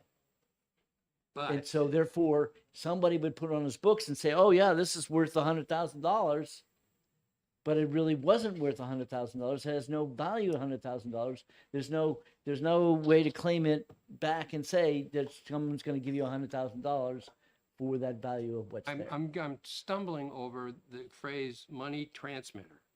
And the fact The of money the matter transmitter is the category in which we as legislature have accounted to the banking department, and one of their activities that they regulate is money transmitters. And so Or in this therefore, case- one of the things we care about those money transmitters is what is their balance sheet looks like. Okay? And the balance sheet, what we're worried about here is somebody's making up fake numbers on their balance sheet. Yeah, I consider crypto all fake. But the thing of the matter is, they are able to transfer. All right, Chris, we it got a lot to go dollars. here today. Can I just say Yeah. one Yeah. general statement? Go ahead. So in 2017, we exempted virtual currency from the money transmitter laws, 399G. That came through this committee and went to a Correct. commission with appointees by the governor. And then a bill came through and the governor signed it in 2017 that specifically exempted virtual currency. This is a rewrite of that entire statute based on model law. Correct. And we're trying to preserve that same advantage that we had established in 2017 and not slide backwards on it. That's really the only. That is absolutely correct. Okay. All right, moving on to 1441. All right, relative to local regulation of digital mining. So the amendment, Keith, that you It's being had, printed, yeah. so your amendment is about, it's, I is sent it out last night. right, but in terms of, notwithstanding that it says about no one can legislatively regulate it, but that if someone were to, they would have to say, notwithstanding this law, Right. if we were to pass it. So the first question is that is this prophylactic legislation that we're saying is no one can regulate it when nobody has done it yet. You're keep closing the barn door before the horse is out. Is that where you're going with it? It establishes ownership. And it would coincide with UCC Article 12 that we just passed. It has to do with self-custody, and it would have the state would recognize that self-custody is ownership of property. And the original bill had to do with mining, and local noise ordinances. Right, right. No, And it's, because our state energy costs are so high, nobody's doing mining in New Hampshire. you would be So- crazy. So that bill's very prophylactic. This would replace that and refocus it on the fact. So like if you have cash under your mattress, you own that cash, right? That's self-custody. You Right. can do the same thing with digital assets and Correct. my proposed amendment, and it's just for discussion. I'm not married to it. The sponsor of the original bill is on board. Other states are going in that direction. It could be something that we do for this bill. Is this the one I sent you? What did I send you? Did you had another amendment on something else? Yeah, and that one's like that's the next bill, and that's even more far field. We'll get to it. When we get to it. Okay, that was the innovative final. It should be coming down from the fourth floor. I think Carrie was going to go get it. Question? Yes. I sent it to the committee last night. So this is just a question, right? Because I've never seen this before and just now. To be able to use these assets in payment for something, like if I wanted to buy a house and somebody was willing to take Bitcoin for the house, I should be able to do that. And actually, I should be able to do that anyway. Right. Keith Murphy, you can get a drink. I'm sorry? At Murphy's Bar. You can pay. Well, that's Bitcoin. the question that I'm asking. We're not forcing anybody to take it. No, it's just that the state would respect self-custody of digital assets, and that's what the gist of the bill. And we're not asking the state that they have to take it in payment for any No, weird thing. nothing like that. Okay, that's fine then. No, we learned that lesson already. Yeah. So, okay. All right. So, let's wait until that amendment comes down. Okay. So now we'll move on to innovative financial service. This is Sweeney's bill, right? Okay. I have a lot of comments on this one. We're now on 1507 because we're wait till 1444 the amendment comes down. I have this one coming down too, but this is up to you, whatever you want to do. We could just skip it if you want, but Well, I did send this to the commissioner, and do you have any comments about it? Great. Come on up and tell us what. could I just interject before you start? The language, and the committee hasn't seen this language yet, so it'll be, but it's almost word for word what's already statute in Connecticut, right? So whether it fits our statutes or not, that's a different question, but Right. I just don't understand what's a bank that doesn't loan money. What's the purpose of a bank if you don't loan money? payment But, processor. okay. Is it a payment processor? And so I guess I obviously got this at 8 a.m. this morning. I sent it to my team to look at. We did some preliminary spitballing, but I would need some more time with it. My first thought was, which is I think what I said, I think this was a bill that you worked on maybe before the legislative cycle started, and then you Correct. ended up not doing it. But my first kind of thought was, I think what's being described could potentially fit under our trust charter, or it could, depending on how they set it up, or it could fit as a money transmitter. So I don't think, but again, I'm not really clear on exactly what we're trying to capture, but if it's a payment processor, those sometimes are money transmitters. If it's somebody who is, we've had companies approach us who are essentially money transmitters for business to business money transmission, and they keep all of those assets that they're transmitting in custody accounts. That's a trust company. So I strongly suspect that this type of entity, without knowing more details, could fit under one of our current regimes, and you wouldn't even have to do this. What? yeah, we're on 1507. Yeah, it was 1507. You've got, in which you said you've got a lot of questions. Yes. Right. And I'm sure they're not. So And I'm, we're looking at This is an actual. 2734. This is an action. In other words, let's cut to the chase. Let's not bother with the bill as introduced. Okay. And let's do this so-called innovative method. do you by any chance have a couple of extra copies? Oh yes. Do you have an extra one? No. I think I got 10 printed. You can have mine. We're not talking about sandbox, are we? This would be in lieu of the sandbox. In lieu of. Yeah, it would be like, What are you gonna call it? I called it not non-lending payment bank. I have a question. Is not this legislation based on legislation in another state or other states? If I The recall, non-lending payment bank or the innovative sandbox? the sandbox. Both are in other states. I'm sorry? Both are in other states. One's Arizona. Okay. One is in many other, so the sandbox concept has been done in several other states with varying degrees of activity and success. That's what the public hearing, what we provide testimony about. The item that I believe is circulating is something completely different. That's not a sandbox. It's Representative Ammon has submitted it, so This would be perhaps something he that would come out of the Yeah. sandbox. This would be like, yeah, like something that could, a niche charter type that could be in the sandbox. So this is like very specific. So Right. question, are we eliminating the sandbox and then just No, going we're on? just talking. We're just talking, yeah. There's- We're just talking. Okay. So, why don't we go back to, while we get more copies of this language, why don't we get back to the sandbox? So you might want to stay there, right? I'll Because stay. you have strong opinions about the I sandbox? do. Yeah, Okay. I can rehash any of the Yes, things that I would- talked about so- in the public hearing if you'd like. Yeah, well, just tell us whether you love it or hate it. I'm not wild about it, but the bill as proposed would take a lot of work to create a sandbox that I think would work. The primary issue is we did not get a fiscal note, and if you wanted the sandbox set up the way it is, I think I said I would need at least three, maybe four staff members out of the gate to set it up, an attorney, an investigator, Right. and an administrator. That None- was pretty killer. That's pretty killer, yeah. And then I also think about the practicality of a sandbox. Generally, from what I understand, for financial services sandbox, there's lots of different sandboxes.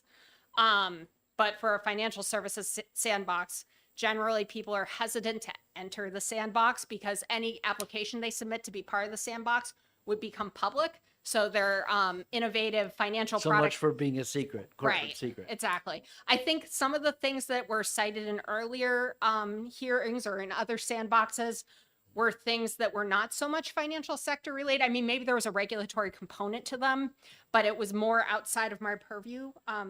So I'm not sure there's been a lot of success of sandboxes for financial sector things. Additionally, there was a slew of other issues with the bill as it was drafted. For example, entities subject to the banking department's jurisdiction are exempt from the Consumer Protection Act because we can get restitution for consumers. It wasn't really clear if somebody who was in the sandbox would be in that position or not. I had some concerns about how it was drafted with regard to consumer harm while somebody was operating in a sandbox. There were just a lot of little needly things like that that would need to be really carefully looked at before it could go forward, in my opinion. So, and you said successes. So have some states had some success with this, or were you just being? I'm only really aware of the financial services one, and I couldn't find a really great example where they were like, this financial services product came out of a sandbox. I couldn't find that. There were some things that came out of sandbox. I think one was kind of like a Zipcar, and I was like, that's not under my jurisdiction, so I don't know. Yeah, pass it around to anybody who wants it. Carrie. Yeah, I got it. Yes, Karen. So what I did was I looked at, of course, in that way that I have, I looked at every single state to find out which states had this and what successes and who was in the sandbox and whoever came out of it and what laws came out of it. Every one of them. In fact, there was only one financial success, and then the sandbox got shut down, and that was Hawaii. They were the only ones that had an actual financial sandbox. They shut down, and their innovation out of it was, at one time they had 12 companies. The results of the sandbox work in the area is that Hawaii will not apply the state's Money Transmitters Act to cryptocurrency activities. Been there, done that. So, We're our own and that is sandbox. literally the only financial sandbox that I found in the 12 or 14 states that I looked at. And that's all there is.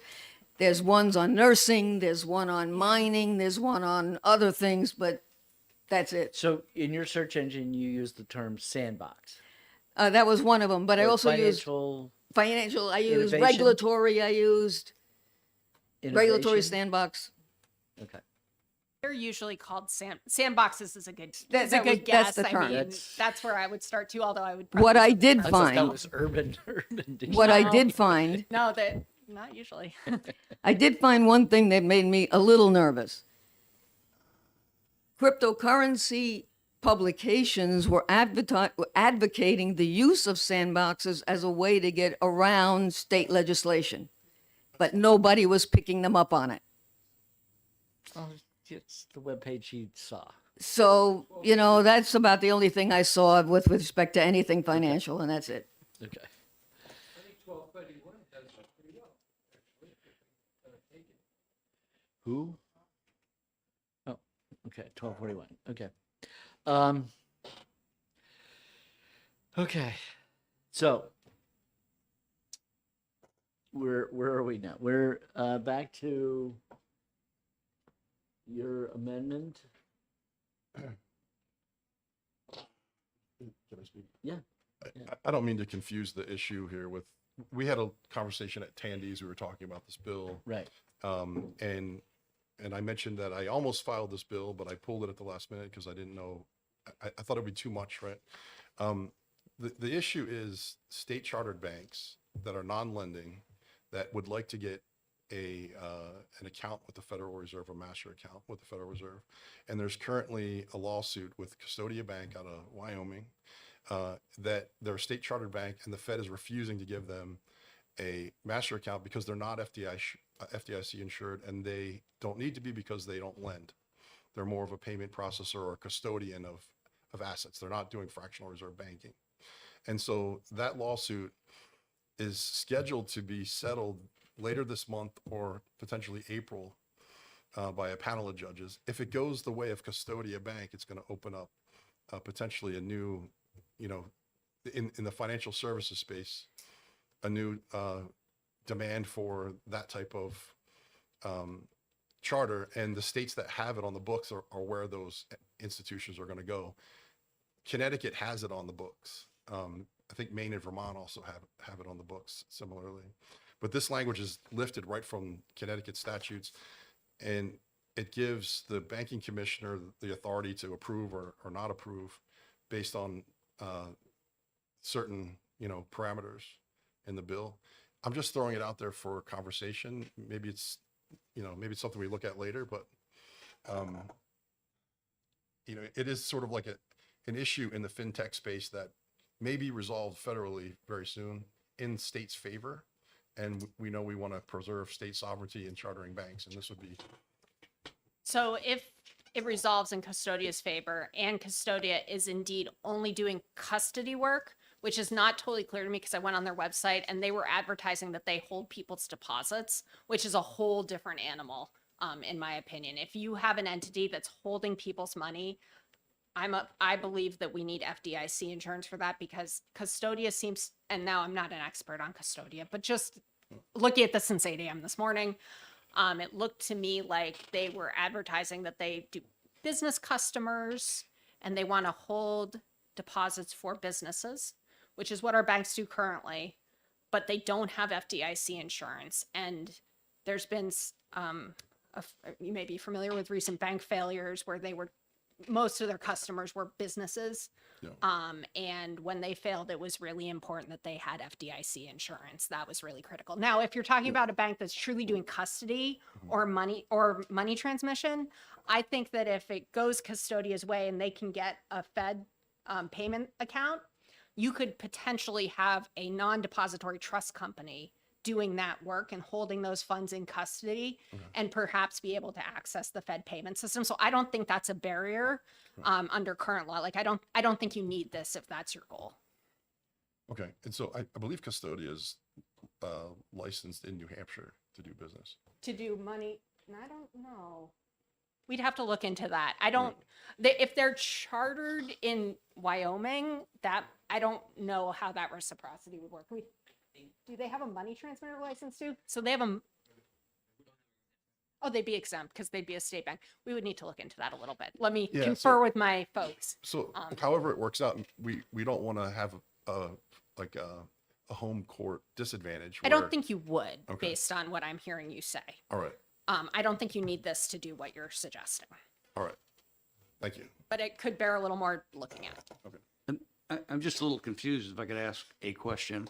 So why would they need FDIC? Maybe they're holding securities, not just general deposits. I don't know all the details. I very preliminarily looked at their website this morning. It did say deposits, but I haven't had a lot of time to dig into it. If they're holding deposits, that would make them like a bank, and those deposits would be on their books, not like a custody account. The custody accounts are not on their books. That's the distinction. Okay, so. All right. What do you want to do with these bills?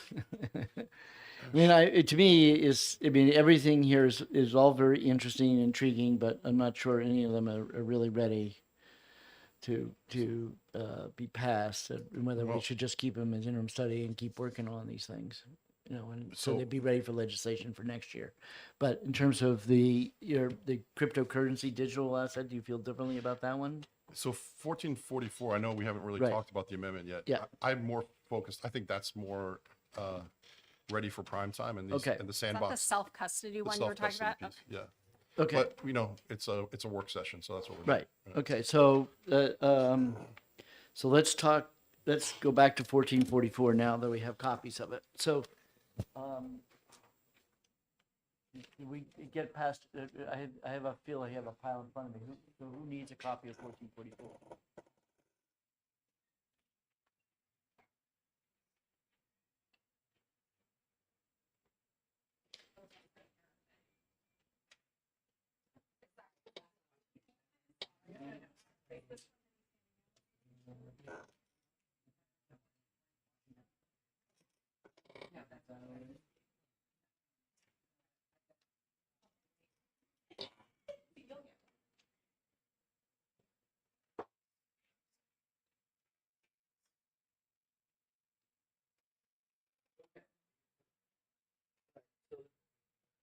I want to just speak to it for Yeah. briefly. So the meat of the bill is on first page line 26, the right to self-custody. And it says the state of New Hampshire shall not prohibit, restrict, or otherwise impair the ability of an individual or business from doing two things: accepting digital assets as payment for the purchase of legal goods or services, or prevent them from using self-custody digital assets by use of a self-hosted wallet, hardware wallet, or by any other means that allow the individuals to retain individual control over their digital assets. That's really the gist of the bill. The rest is definitions. Yeah. Yeah. I thought how many copies did we make? Yeah, how many did we make?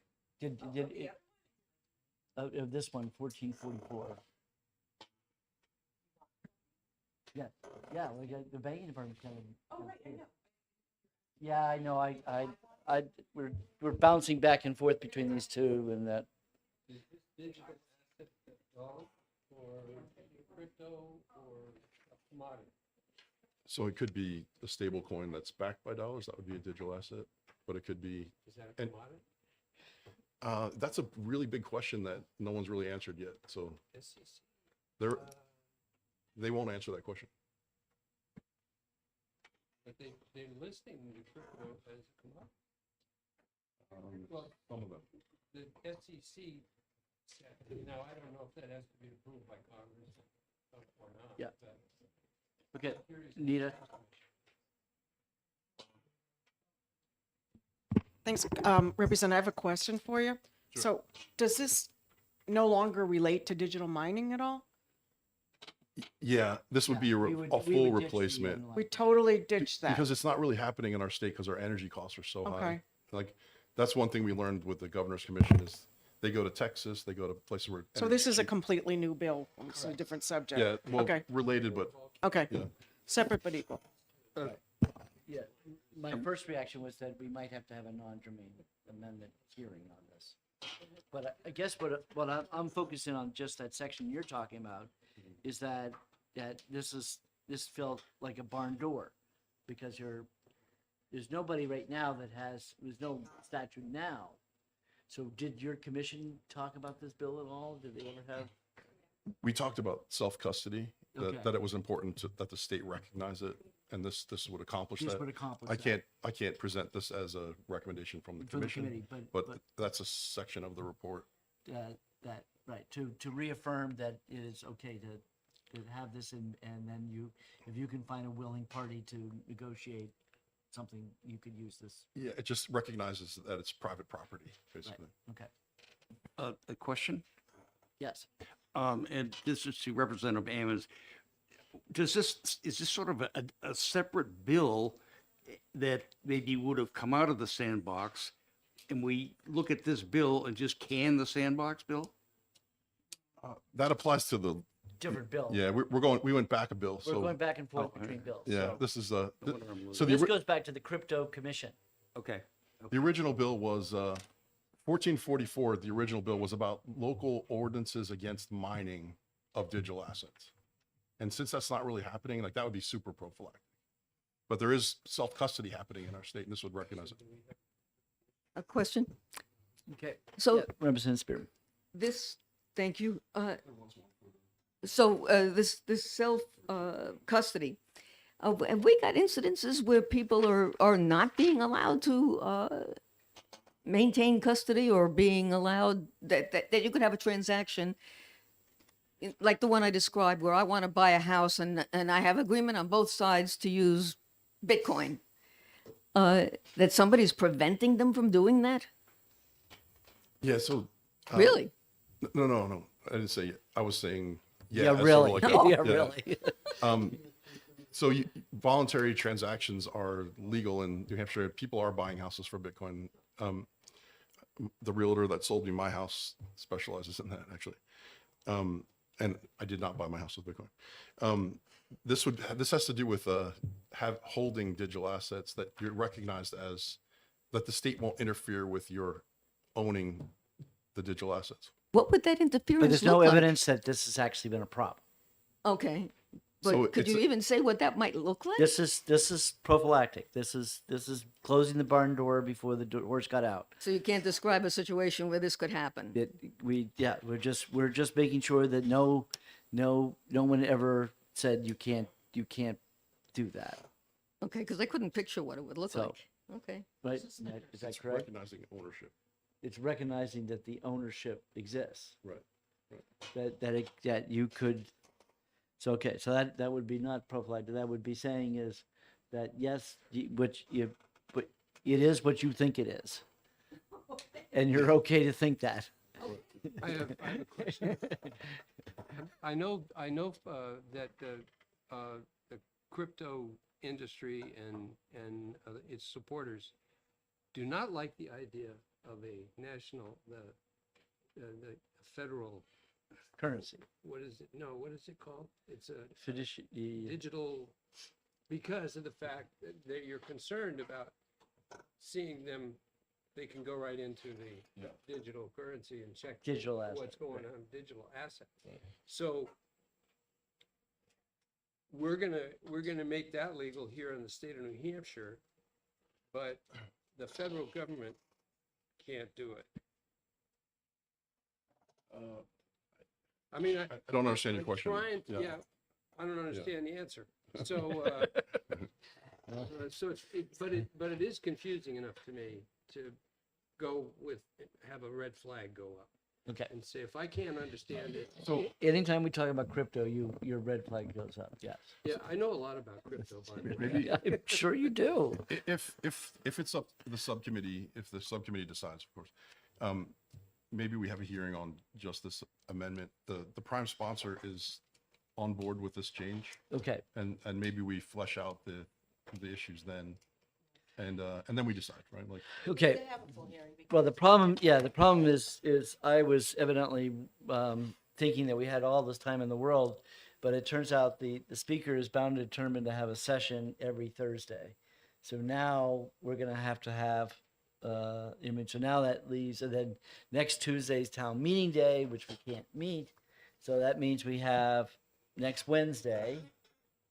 And then we have the following week, we have Tuesday, Wednesday, and Thursday, everything has to be out of committee. So Wednesday, next week from Wednesday, we have to be done with everything. So if we're gonna have a hearing and then try to figure out a subcommittee, we're very tight on time I here. think this should be next year. It just wasn't introduced properly at the time. Right. So have you guys have any perspective about this bill and like anything that you could see might be a problem? Or not be a problem? So we were talking internally, we want to have the chief bank examiner look at this just to make sure there's no impact on banks for safety and soundness. My just very like, ooh, I just saw this right now, so I'm spitballing. Really, this is a work session. Please let me come back and correct the record if I'm incorrect. I just want to make sure there's nothing that forces somebody to take cryptocurrency like one of our, I don't think it says that, but I just want to noodle it around in my head a little bit. So that would be it. Because we don't currently regulate, like if you want to take your crypto and go buy something with it and the person takes the crypto, that's not. Nobody, right. That was the not- resolution of our 2017 sandbox meeting. 2017, yes. That's my preliminary thought. So, one suggestion is to go back through the crypto report and search for self-custody and the discussion around that. And, this is definitely related to those discussions. I could not hear Oh, anything you're saying because I think that thing's. Just a suggestion, if you go back to the 2022 commission report, there are sections that talk about I self-custody. do remember that. Yeah, so this would I be just need related to to it. refresh my recollection about it, and I was on that committee. I sat in almost every hearing. I just want to double check myself. Right. But so the upshot is if we're going to have a public hearing on it, we have to have it next week. John, this is a whole new bill. It is. It would be a non-germane amendment. So, It would be a so non-germane amendment. Next year is Right. when we need to hear it. This is a new bill. You're saying it should not be brought up now because this is very big. Yeah, this is. Yeah, I know because this was spitballing, right? All right. So I guess we should just interim study these two bills. You okay with that? I think this was pretty simple, but. Yeah. No, it is simple, but just the timing is bad. timing's bad. All right. Timing's bad. All right, yeah. Okay. Okay, so start with 1444. And I move in interim study.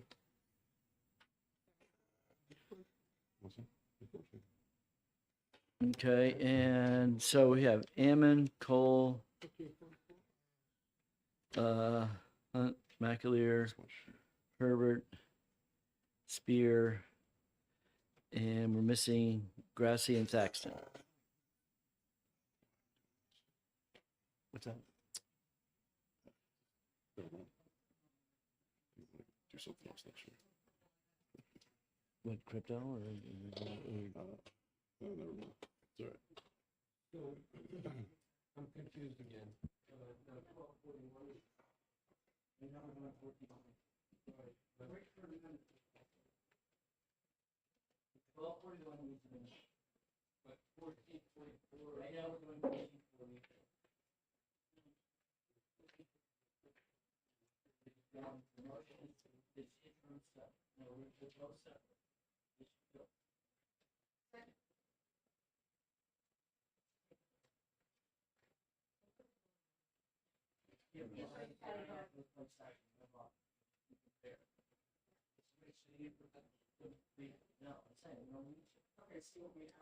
So if you don't mind, just stay up. Okay, so it's Ammon, Cole, Hunt, McAleer, Herbert. And the ideal, second, no, we're not, we're in interim study.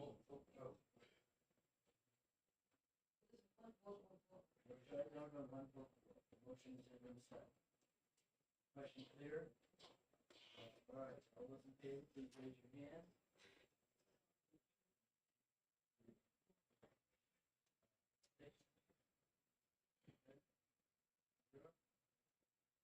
Next, we'll pick up House Bill 1507, interim study.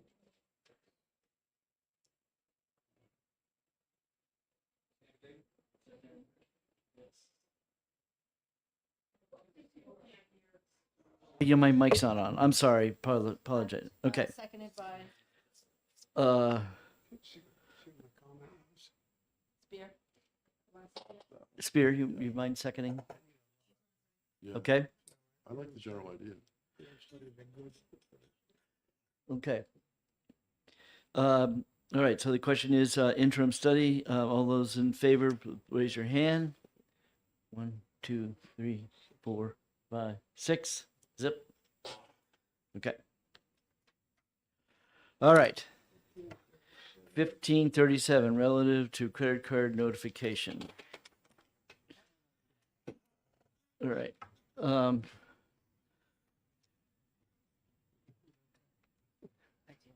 Okay. All right. Who would like to make the ITL motion?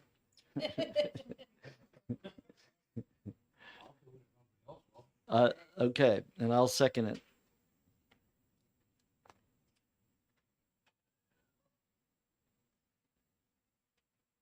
Any discussion on inexpedient to legislate on House Bill 1537? Seeing none, all the motion is ITL. Oh, you think we should pass it? I think. Okay. All right, all those in favor, raise your hand. 1, 2, 3, 4, 5. And those opposed? 5 to 1. Okay, next one is 1538. And Representative Macular, second by Representative Hunt, moves ITL.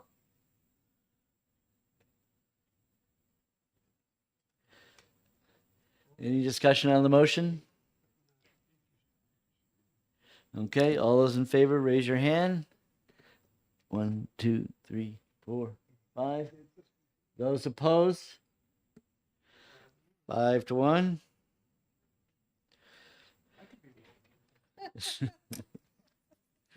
Okay. House Bill 1559. And there's no amendment for this bill, right? We're all good? So I move ought to pass. And do I have a second? Representative Macular, thank you. I have a question. Yes, Is the banking department involved in any of this on 59? this is their bill. Their bill. This is their bill. When you see my name on it, you know it's somebody else who's asking me to do it. Yeah, I know. I found out about that earlier.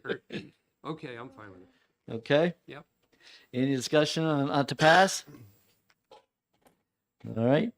Seeing none, all those in favor, raise your hand. 1, 2, 3, 4, 5, 6. 6. Zip. Okay. Last but not least, 1694, relative to establishing a committee to study in New Hampshire Public Bank.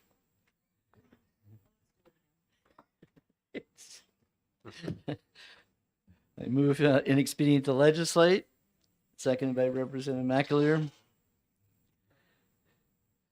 Any discussion on the motion of inexpedient I to could talk legislate? forever, but no, I'm not going to do it.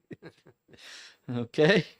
The motion's clear. All those in favor of ITL, raise your hand. 1, 2, 3, 4, 5. Those opposed? Motion carries 5 to 1. Great.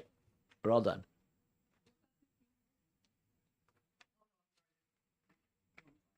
Okay. 15, what?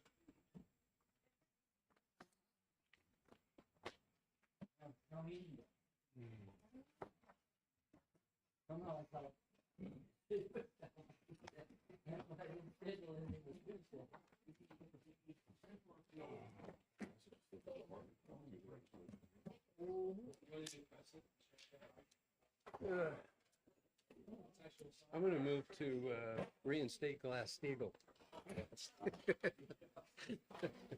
All right. Here.